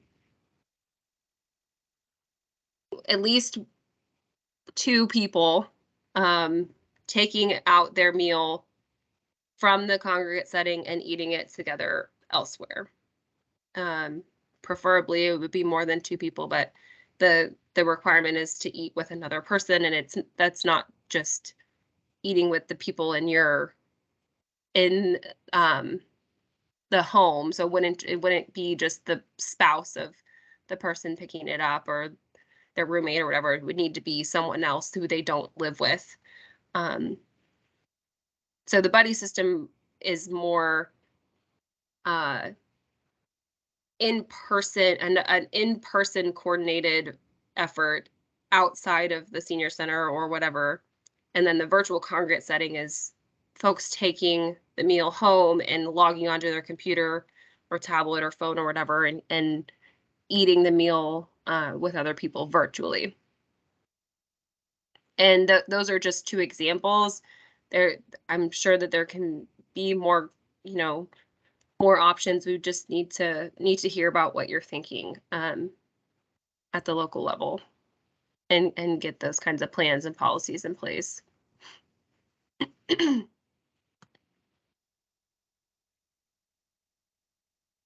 Okay, so moving through the eligibility criteria. So the assessment piece can be completed with page 2 of the UPR, which is preferred, and we'll go into that. But alternatively, the AUAI may be used. But it's important to note that not all congregate customers are required to complete page 2 for grab and go. Really, this is for those few people who are uncomfortable in the congregate setting and prefer to pick up their meal and take it to go. It's not meant to be a default service option. The default should always be encouragement of consuming the meal in the congregate setting with others, and being able to access those other activities. But again, we recognize that not everyone is comfortable with this for a wide array of reasons. Grab and go will continue to be an option in disaster, emergency, which technically the COVID-19 public health emergency is still ongoing, but I believe it's set to expire in October. The eligibility criteria applied to the person who is consuming the meal, not I think I've gotten the question about who is actually driving and picking it up. That it's not about who's picking up the meal, it's about who's actually consuming it that meets the eligibility criteria. And then grab and go customer spouses are also eligible to receive the meal, just like with Congregate and home delivered. So long as it's in the customer's best interest. So go a little bit further into these highlighted criteria. So here's page 2. Excuse me. I'm not sure if it's legible at this size, but that's the whole thing. The first piece is lacking knowledge, skill, or ability to prepare nourishing and well-balanced meals for themselves. So this is something that all folks who are going to be receiving grab and go meals will have to qualify for. And with this very poor, average to very poor knowledge on this self rating scale would be considered a lack of knowledge.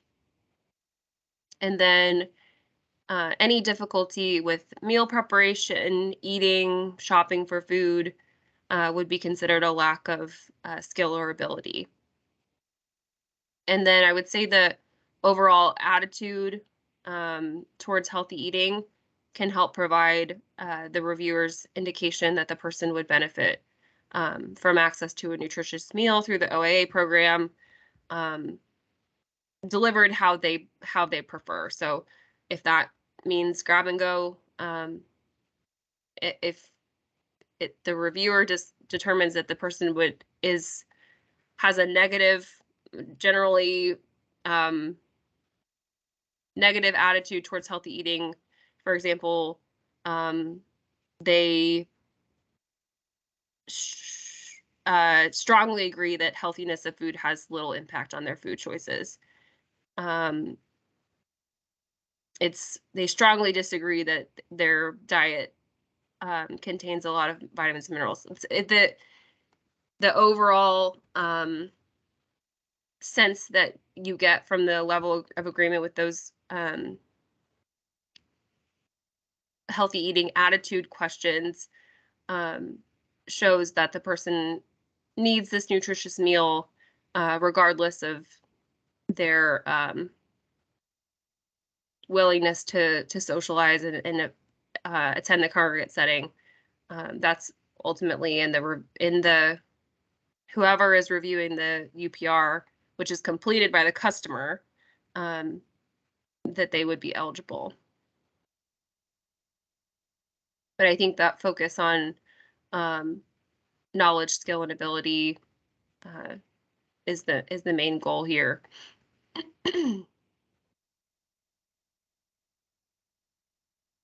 So once that's been determined, it goes into the psychologically, emotionally, or socially impaired and chooses not to receive meals in the congregate setting. So this is one option.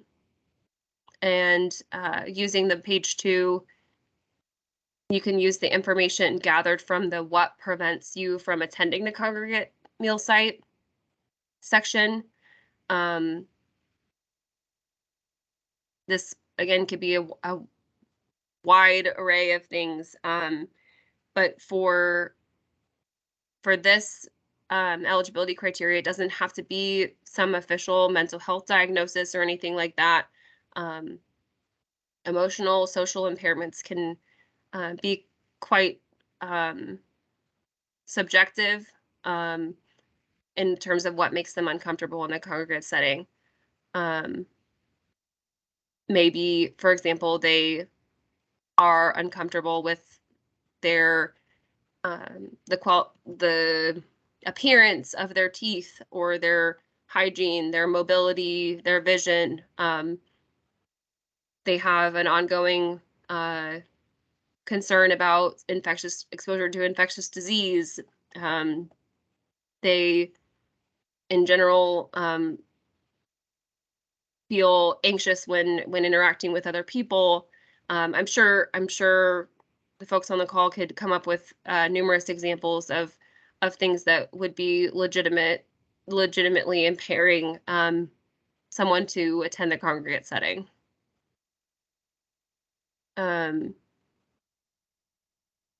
But I think the important piece is that it's being offered as an option.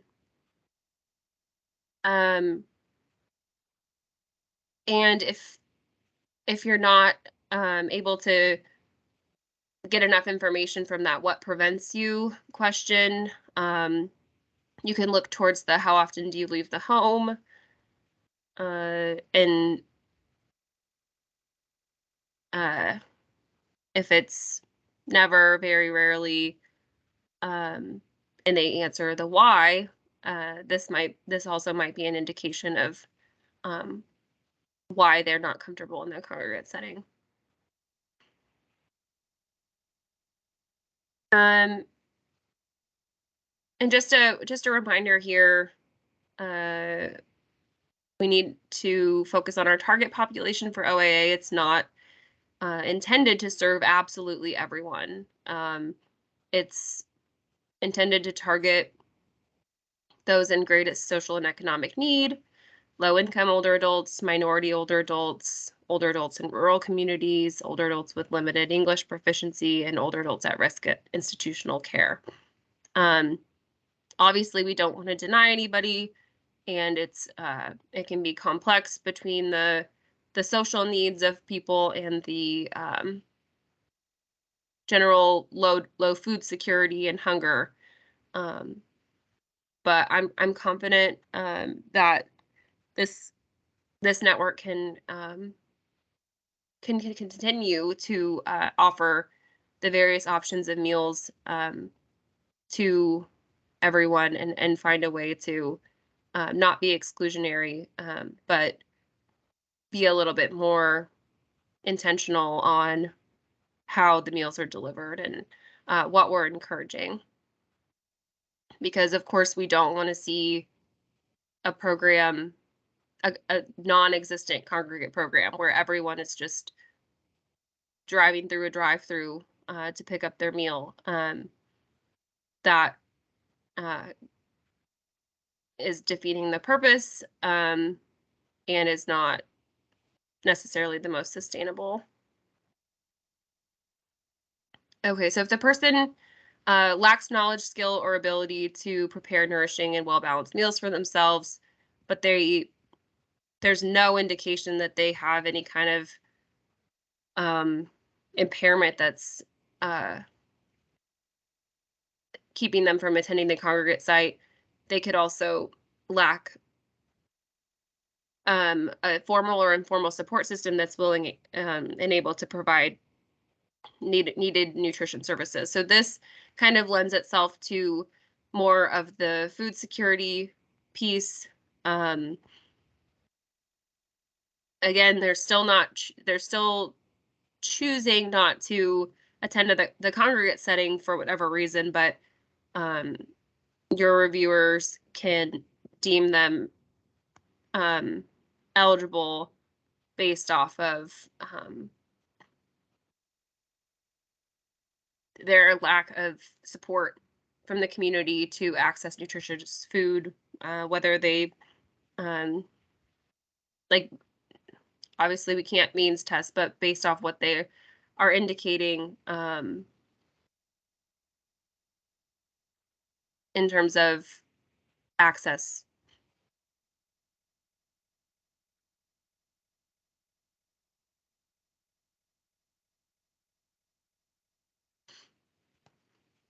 Okay. So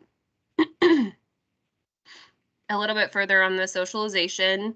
So a required component of meals funded through C1 is that the meal is eaten in a congregate setting. That's the basis of the program. So an interaction between the customer and the site staff when the meal is being picked up does not meet that. It comes down to where the meal is being consumed. If you compare that interaction to what happens when a home delivered meal is delivered, it's a slippery slope. Again, only two categories, C1 and C2. And we've had very clear guidance from the federal government that a meal that's consumed outside of a congregate setting has to be a C2 meal. And we've allowed this adaptation to be flexible and continue to offer grab and go. It just needs to be C2. So we can't take away from the intention of the congregate program with our policies. These are just kind of reminders. Grab and go policies need to be approved by CADAD. So if you have those, you can submit them. If you don't have them, they need to be developed. Just some of the added benefits of attending the congregate site: access to the nutrition education and health promotion programming, any other programming that happens, and then the general benefit of physical and mental health improvement and preventing illness. So with grab and go C1, no one has been authorized to use that funding code for grab and go since this rolled out in February. So currently every meal that's being billed in CAMUS is for grab and go needs to be C2. And I believe we've been checking this and ensuring that that's the case. Because again, I haven't received any official policy or excuse me, update for programs that have a well-planned, intentional effort to enable individuals who are picking up the meal to consume it with a buddy system or virtual congregate site. And as you can gather, it's a little bit tricky to track that as well. But we are taking it one step at a time, and obviously I want to be receptive to any kind of feedback on that, but we need to start the conversation if that's something that your program is interested in doing.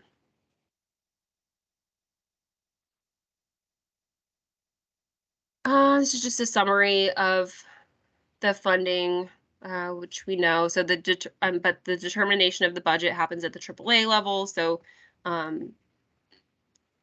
if there are concerns about transferring between C1 and C2, for example, that will need to be addressed.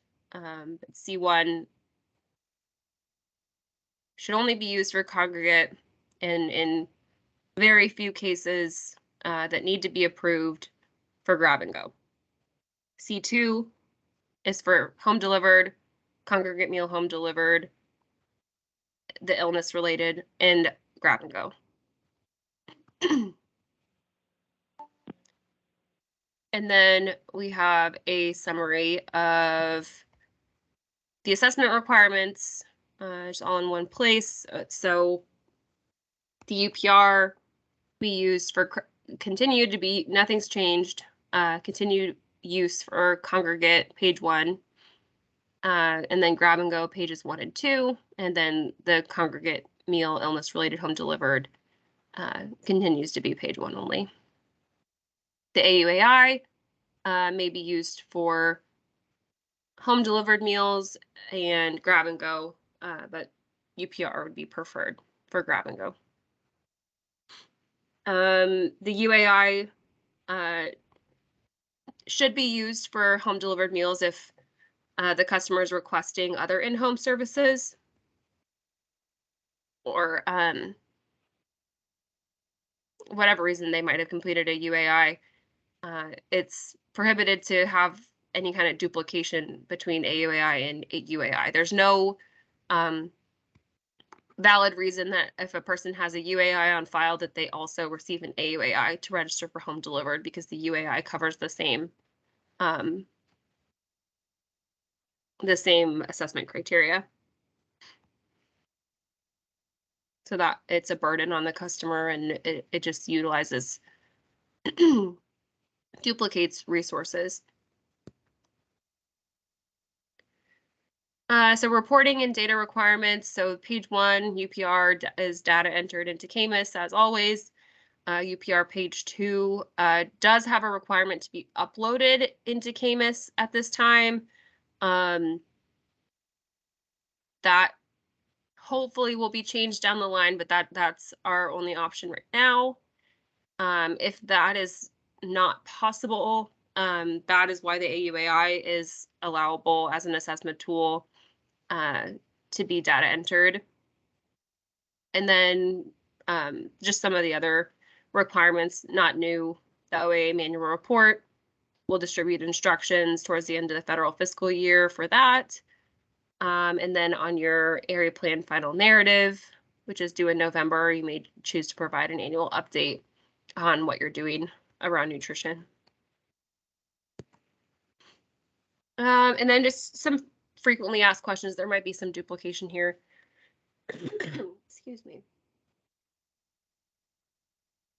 So again, why the change?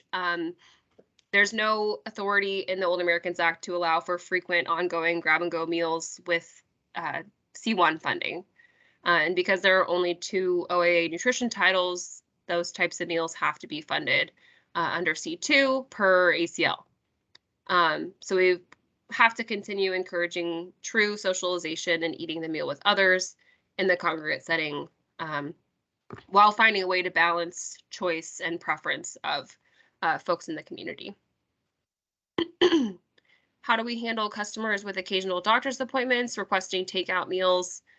For those that are not intending to take grab-and-go meals on an ongoing basis, the person who attends the congregate site regularly but has a doctor's appointment, they don't need to go through the grab-and-go eligibility. They can use the CMELH code so long as it doesn't exceed the 30 days in a row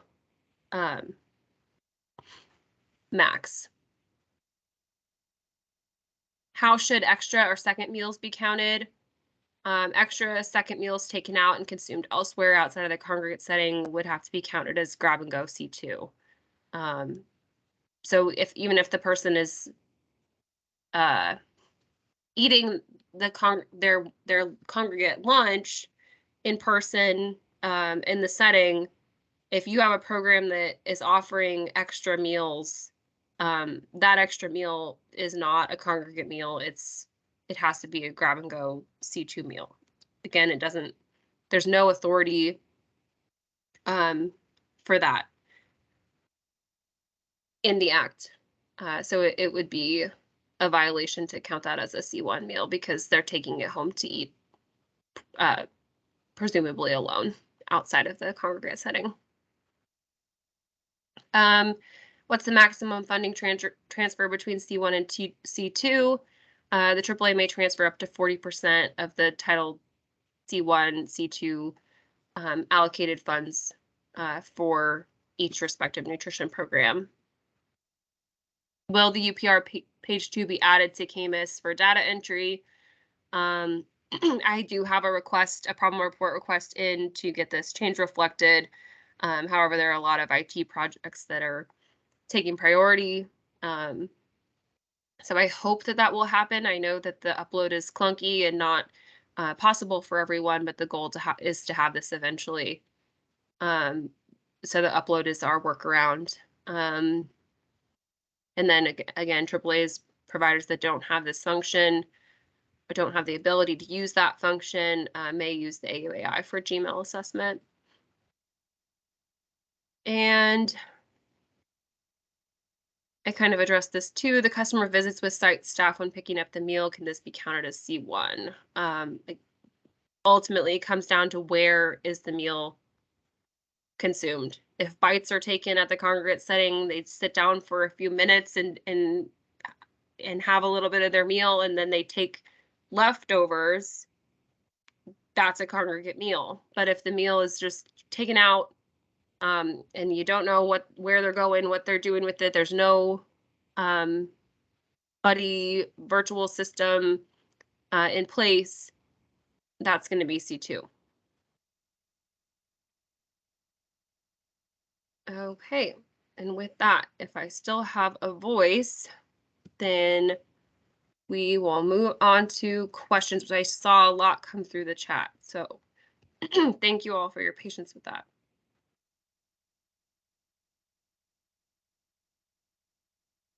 So I am going to skip. You want me to read the questions? Do you want to do that? If you scroll to the top, we can go through the chat questions, and then we should have time to open it up if people want to unmute after we get through these. Yeah. Can I use if one is current?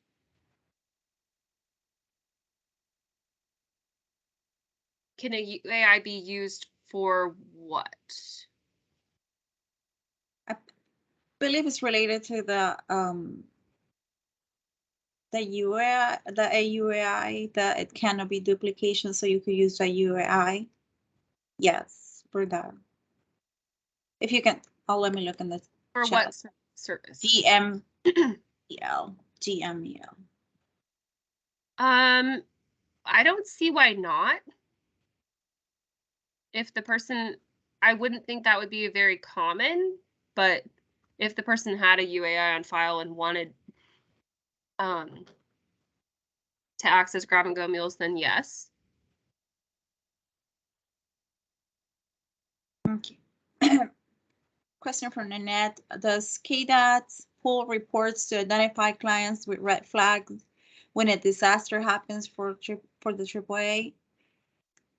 Not to my knowledge, but we can look into that more. Get into that.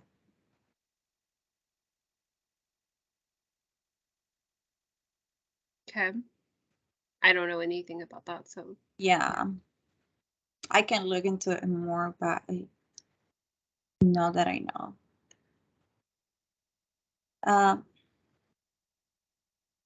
Okay, let me see. From Rick, do you believe the current nutrition risk screen in our tool covers the areas in the tool determined? I think that's a good question because I believe for the most part it does. That's been something that I've has kind of been on my list because it looks like at some point in time someone at Cadets or at KDOA or whatever took the determine tool and kind of changed the language a little bit to put it into our risk tool. But because it's validated, it really should match exactly. So I think yes, for the most part, it does cover it, but it's not totally right because whoever did that really wasn't supposed to have changed any of the language. But that's a kind of a good reminder to me because I remember I noticed that very early on. Thanks. From Kelsey, is the CMELH due to COVID still in effect for more than 30 days? Yes, technically that guidance is still active and out there. I think I've said this before, but it needs to be evaluated whether we want to pull it. Because I do think it's necessary to have a cap on that, because at what point is the person just need to be on home delivered and need to have a full-blown assessment. So technically yes, but I think we need to at least evaluate that soon, if not by the end of the public health emergency. Mm-hmm. And just a comment from Nanette, she said there are locations in the urban areas where the distance to congregate sites is a barrier due to distance and or lack of transportation. I hear that, yeah. I've wondered that about the policy. So I have Georgia with the UI question 1. She said marital status, living with partner, is that an option? That's the first question. I don't believe it's not an option as it is on the form. There's just 4 to choose from. So then she said email, will we not be gathering this? Will we not? Sorry, she's talking about Social Security. They don't gather this information. If there's pushback, can it be left blank? So apparently if they don't gather Social Security for the UAI, but maybe I have to look into that more, because I wasn't aware that was an option, but I will have to look into KMS, how it does it and whether if it's allowable, and consult with the QA just in case on that piece. Yeah, because at least for the UPR, it's not required to gather Right. Social Security. Mm-hmm. But I don't know about the AUAI. I know for a fact it's not a requirement of the Act, of the Older Americans Act, but there might be a reason why it's required for Cadets. For marital status, for the Act, it has to be an Act. It doesn't leave room for a non-married partner. Mm-hmm. It has to be an actual spouse to be considered married. And I'm looking, I can't tell if she's asking if email addresses are being gathered.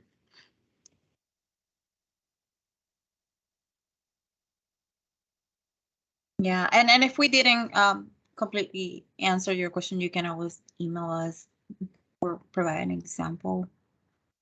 And she had another question. If our AAA has a UAI for services that provide but not Meals on Wheels, will it be a duplicate record if we process in a UAI? I think adding Meals on Wheels to the service line on the UAI is possible, but we do not have the full UAI in our system.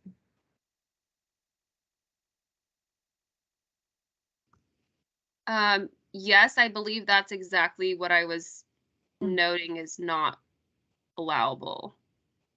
So if the person has a full AUAI, but not Meals on Wheels, they should just have the HMEL service added to their plan of care, not have another AUAI completed. That is duplication. I'm not sure what's meant by it would not be in our system, because if they have a UAI, it would be in CAMUS. I'm guessing a different system. Question for Jennifer, CP3A. Are there any Cadets trainings that go over how to complete the plan of care and any other supporting documents that accompany the assessments tool?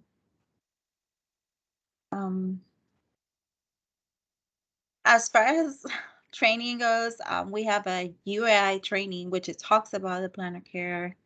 I don't know if you're talking more about CAMUS related, or is just specifically how. And then we are looking to add some of the supporting documents on the training.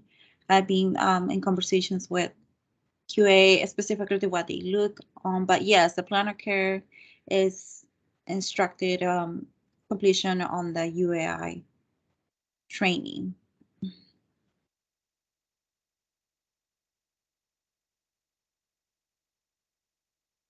But yeah, again, we can look into that more if it needs to be added, other things, or if you have suggestions as well.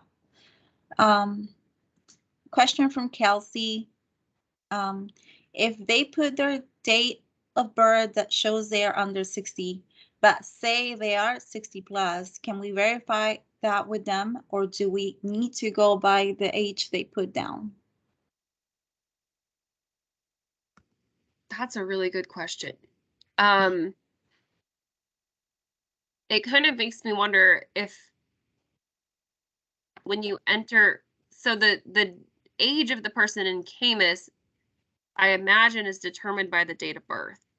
So I would think you use the date of birth as the eligibility, but we might have to figure out a better answer for that. But I mean, verify, I think yes, like point out that there's an inconsistency, not can I see your driver's license? That those are kind of different things. I think you can point out the inconsistency, but not ask them for proof, because that's not required or allowed. Thank you. From Rick, what circumstances, example, would HMEL customer receive GMEL?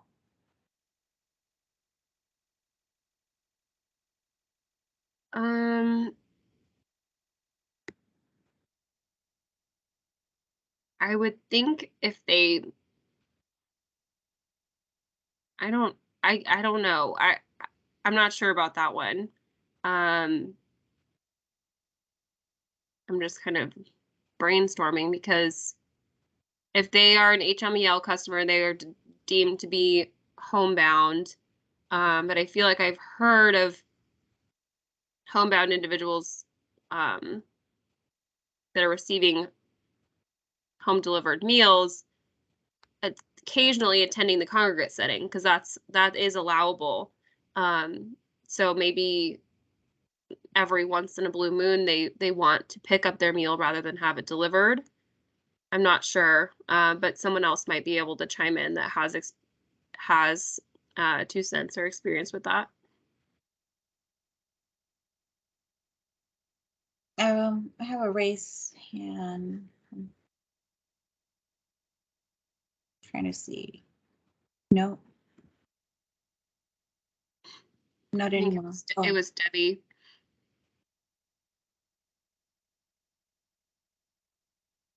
I think we can get through the chat and then. Okay. This I'm not sure in reference to what it is, but Kelsey asked, is the date that they sign or the day you review sign? Is it because of within a time frame? So that for the UPR, the date that they signed, the date that they filled out the form. Okay.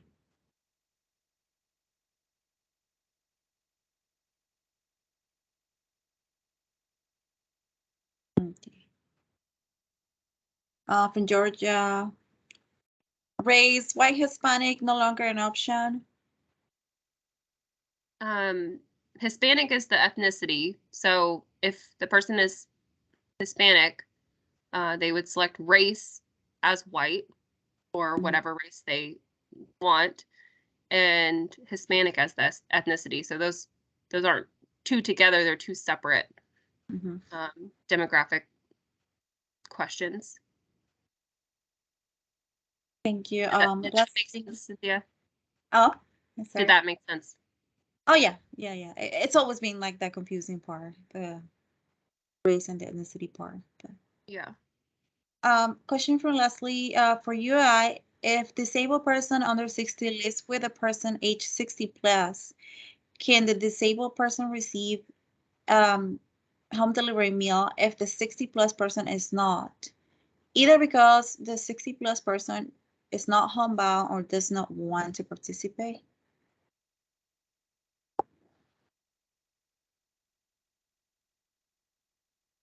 I believe the answer is no, because the under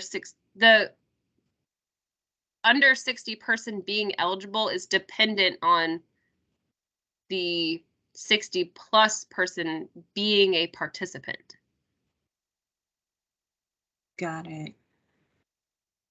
That's a good one.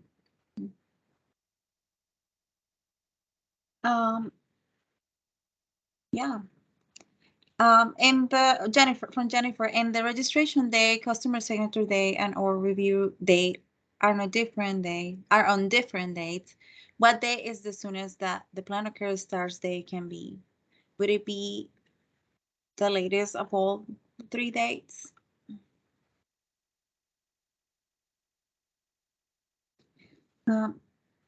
Customer signature. This is for the AUI, right? Correct, Gabrielle. But No, this is for the UPR. oh, okay.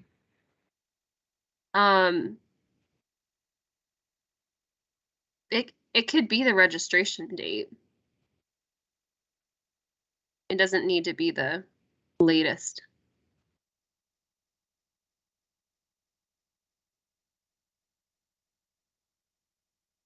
Okay. Because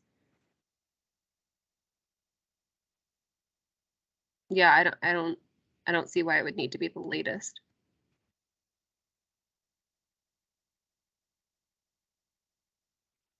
Let me go back to if there is some. Okay, good. I thought it wasn't common related to it.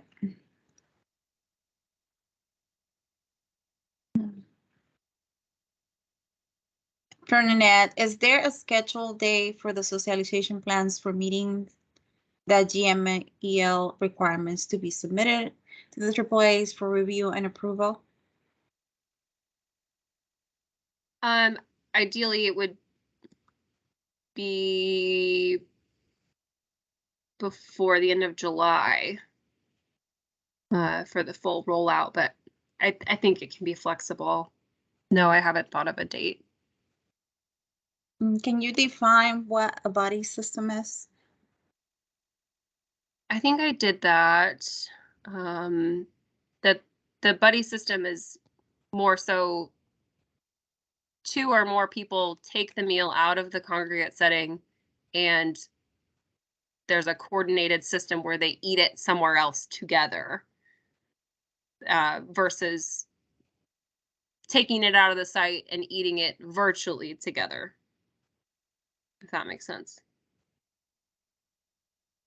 Okay, question from Kelsey. If they socialize before the meal, for example, playing cards, other senior center activities, but they take the meal home to eat, can that fall under GMEL C1? Not if they don't consume any part of the meal in the setting, no. Thank you. Question from Angela. If a participant picks up a meal and eats it at home with a spouse or family member, does that count as socialization? No, and I think I mentioned this.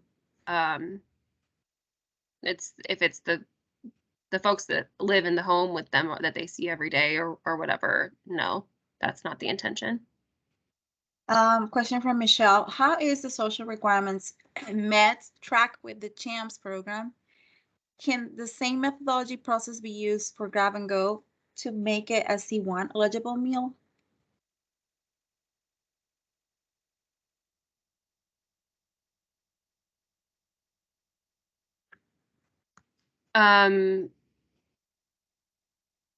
Possibly. But the CHAMPS program was granted an exception because it is a standardized program that's been applied in other parts of the state. It was developed in Johnson County. The gold standard of that program is in Hy-Vee grocery stores. So there's a lot of components to going to the grocery store and receiving the meal and interacting with the community in that like multiple generation setting, that we allowed it to be an exception. So I think it's possible. We need to know what kind of methodology and process you're talking about and what kind of policies. So that just would have to be submitted and have a conversation around it. Question from Rebecca. Eligible individual picks up a meal and goes back to work. You're saying this is a GMEL2? Correct.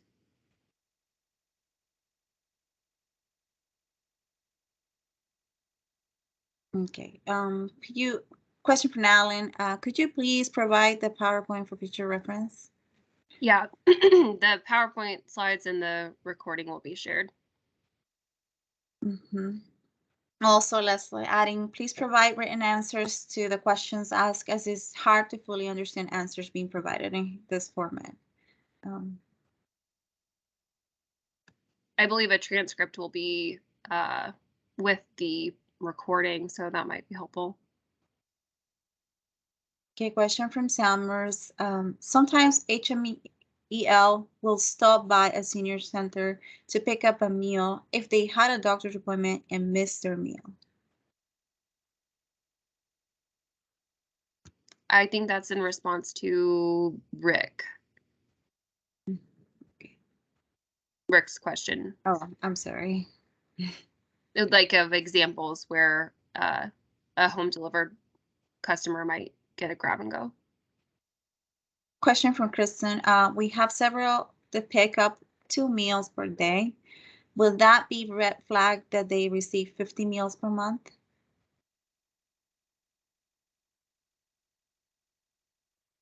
It's allowable to receive 2 meals a day, so I don't know why it would be. Might need more information on that. Okay. So a question from Rick. If C2 funding is used for GMEL, doesn't this mean they are homebound? Currently, we are exempting homebound criteria for C2 GMEL. No, it doesn't necessarily mean that they're homebound.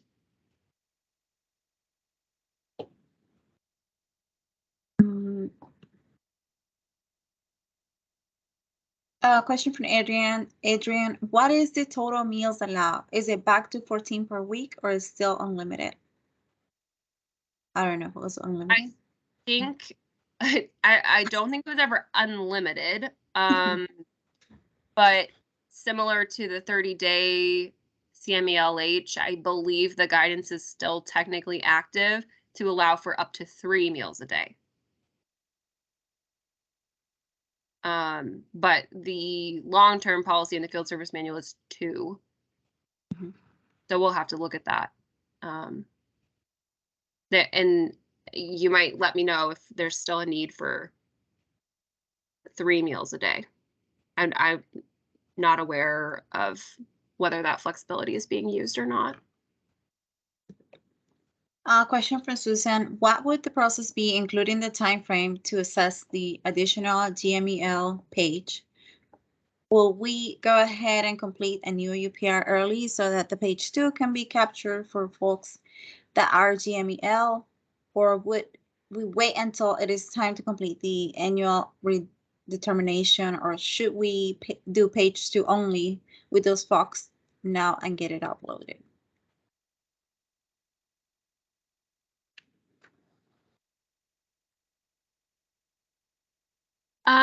I think that's up to you. I think it's perfectly acceptable to wait until the time frame of annual registration.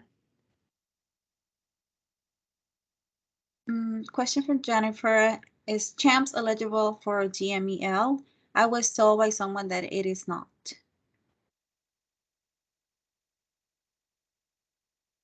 I'm not sure I understand that question. CHAMPS was granted an exception to be a congregate meal, continue to be a congregate C1 meal. I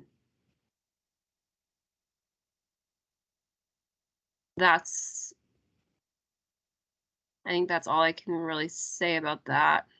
I'm not aware that CHAMPS programs are using the GMEL code, but someone might chime in on that.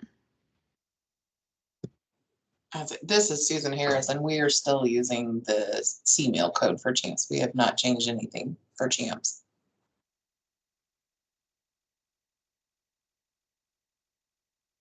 Thanks, Susan. Uh-huh.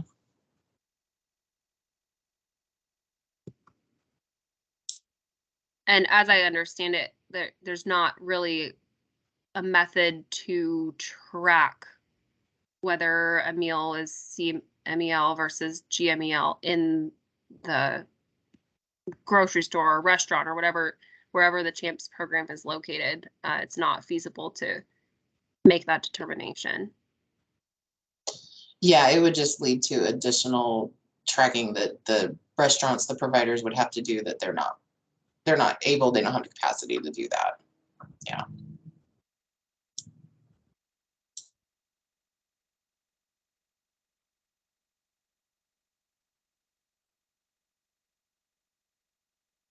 Okay, one more question coming. Will there be a GMEL checkbox added to the reviewers section of the front of the page of the UPR to show the participant met the eligibility criteria? I hadn't thought about that. I guess I just assumed if it gets added to the plan of care table on page 1 that eligibility criteria are met.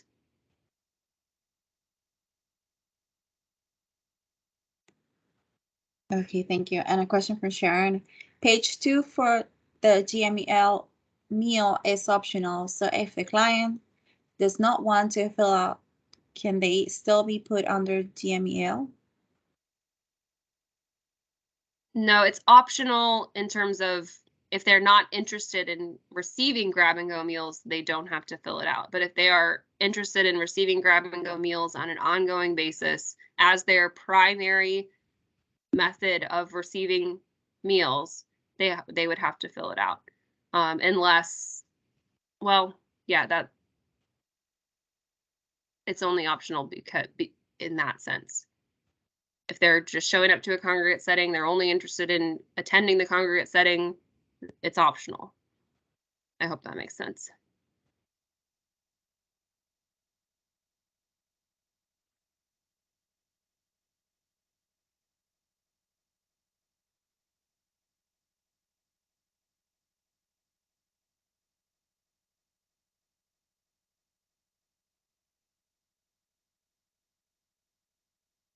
I believe Debbie has her hand raised. Yeah, Debbie, you can unmute if you have a question. Okay, thank you. I do have a couple questions. On that nutrition risk that determine your health form, are we giving one or sending one to each person or just those that are at risk? Are you talking about the handout? Yes. Is that what they take to their doctor, or do we just give them a copy of their actual UPR or AI? Either way, that form was developed as an optional. It's not required, but you can certainly quickly fill it out for them to show them their risk. Okay. On that other form. So it's not mandatory that they get one, only we offer it, and if they want it so they can take it to their doctor, then that's what we do. Yeah, so as a program, if you determine that would be helpful for folks, it's out there. Okay, great. And the Camus ID number, is that something that they will have? And what if they don't have one?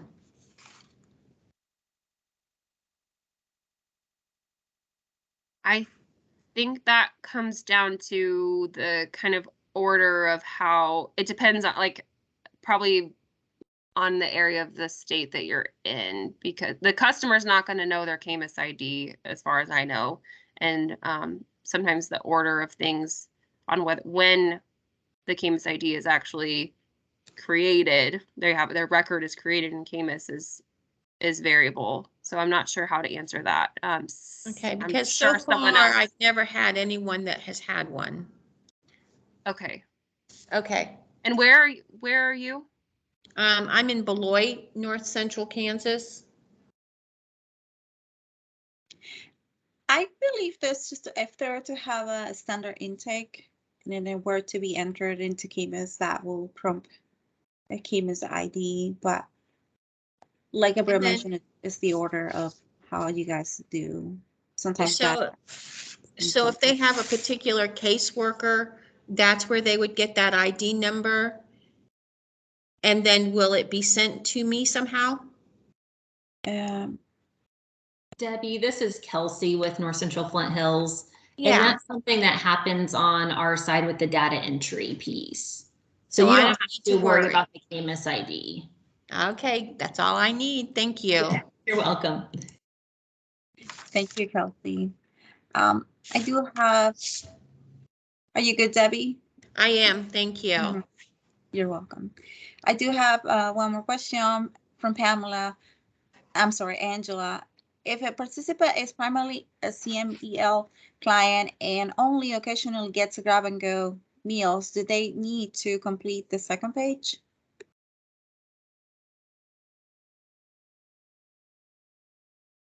No.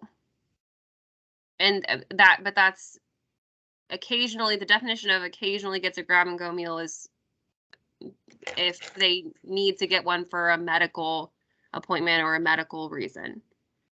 So like I laid out, they would use the CMEL-H for that temporary need. But no, they don't have to complete page 2 if it's occasional.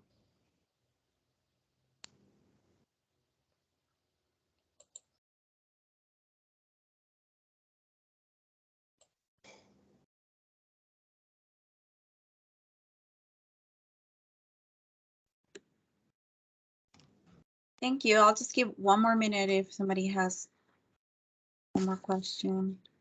I see another hand. Is it Georgia?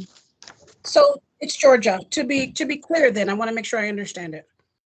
The grab and go meals are for that participant that primarily wants to pick up their meal and take it home with us, to eating it with people in a congregate setting. So they don't want to eat there for whatever reason, and they're taking it home and they're eating it alone or with a family member. That's for the grab and go, correct? Correct. That's clear. Okay. So on Friday, I had about 7 people that were going to go and play cards at their home, at one of the participants' homes. So they were still congregating. So those 7 meals, I'm still going to count those as congregate meals, not grab and go. Because that's their plan. Their plan was coordinated at the site to go and play cards at one of the person's homes. Yes. Mm-hmm. So that's going to be a congregate meal. So I don't have to do anything with paperwork. They took them, but their intention is to go and congregate somewhere else. Is that right? Yeah. Does that happen on a regular basis? No, not at a regular basis. It was an unusual circumstance. Because I usually stay there. It's a very active congregate site, but that day, based on circumstances, they were all going to go meet somewhere else. Yeah, that sounds like a congregate meal to me. Okay. All right. Just want to make sure. Gabrielle, to follow up on that question, Would it need to be under a G meal C1, or can it just be plain congregate in that setting or in that situation? I think it could be technically either, but if it's a one-off like that, that seems fine to be congregate. Because I think the intention of this GMEL C1 is like a ongoing buddy system, an ongoing virtual senior center type of thing. Who asked that question? That was Kelsey. Okay. Does that make sense? Yes, since it's not a normal one-off, you're okay, basically. Yeah. And it sounds like it was folks that are attending the congregate setting anyway. It's just moving the location, kind of. Mm-hmm. Yep. So this is Susan Harris. I had my hand raised. I'll lower it now, but I just have maybe one question. It might be two questions related to the socialization piece for the Gmail. So part of the state fund dollars that were the ARPA match, I'm putting technology systems into my senior centers for, hopefully my purposes would be to have a Zoom up and running during that meal time so people that are taking it home can log in and watch it. I'm just curious, you're talking about, would this need then be, would we be tracking those meals as G meals based on who logged into the Zoom or based on that it's offered? I'm just curious about that as I'm working with my provider to write that policy.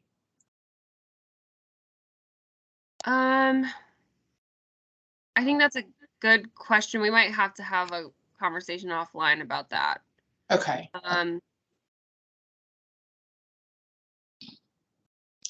I want to say the offering, if it's again carefully planned and there's a policy in place, the offering might be sufficient. Okay. Because you're actually providing the technology, it's there. And then we also have the initiative to get the computers into the people's homes too. So I mean, we kind of had both initiatives going, and my hope with both of them was to help with this Gmail issue because we're going to run out of C2 money. I mean, we're not going to have enough money to do all these Gmails. So I need to get some of them, or at least the majority of them, at my major sites that are the most numbers, if any way possible, switch to being able to be C1 money. So. Yeah, I think the answer is more than likely yes on that one. Okay. Just curious as I'm working with Meals on Wheels of Eastern Kansas to write that policy. So thank you.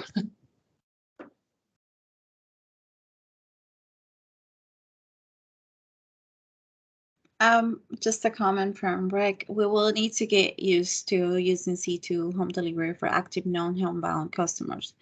Well, we can do it. We appreciate the flexibility. Your line. Thank you, Rick. Yeah, it's you know, so it's a learning curve for all of us as well, and you know, we just have to always keep in mind, you know, we're here to support you guys, and our main purpose is, of course, to follow the guidance from ACL.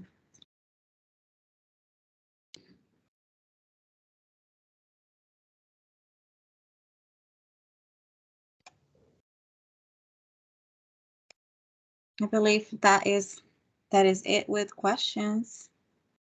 Gabrielle, do you have something else to add? No, I feel like I've talked enough.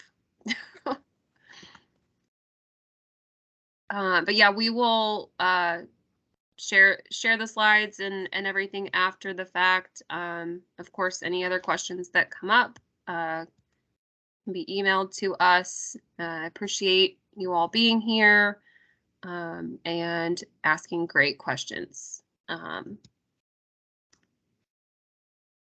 Might wait a few more seconds to see if anything comes in, but we might be able to conclude here. Gabrielle, this is Leslie. Did you say when the policy has to be submitted? I was a little wishy-washy on that. Okay. I think it's flexible because the rollout, like the official like implementation is set to be the end of July. So I think before the end of July would be ideal. Okay, send it to you. Yeah. Okay. Okay, thanks. Yeah. Certificates. So at the beginning I mentioned that I wanted to make sure that everyone who would need a certificate actually met the requirements of being an AUAI UPR trainer in the field service manual. So I wanted to have AAA directors or other folks make sure that you review those and send me a list of who needs certificates. Because I'm not sure that everyone on this call, I don't have any verification that everyone on this call meets the trainer requirements.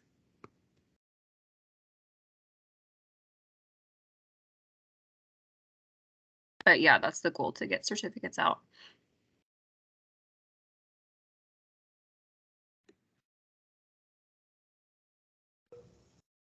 Thank you. Alrighty. Well, with that, I think we will conclude with 12 minutes to spare. Again, thank you all and enjoy the rest of your day. Appreciate you. Thank you. Good one. Thank you.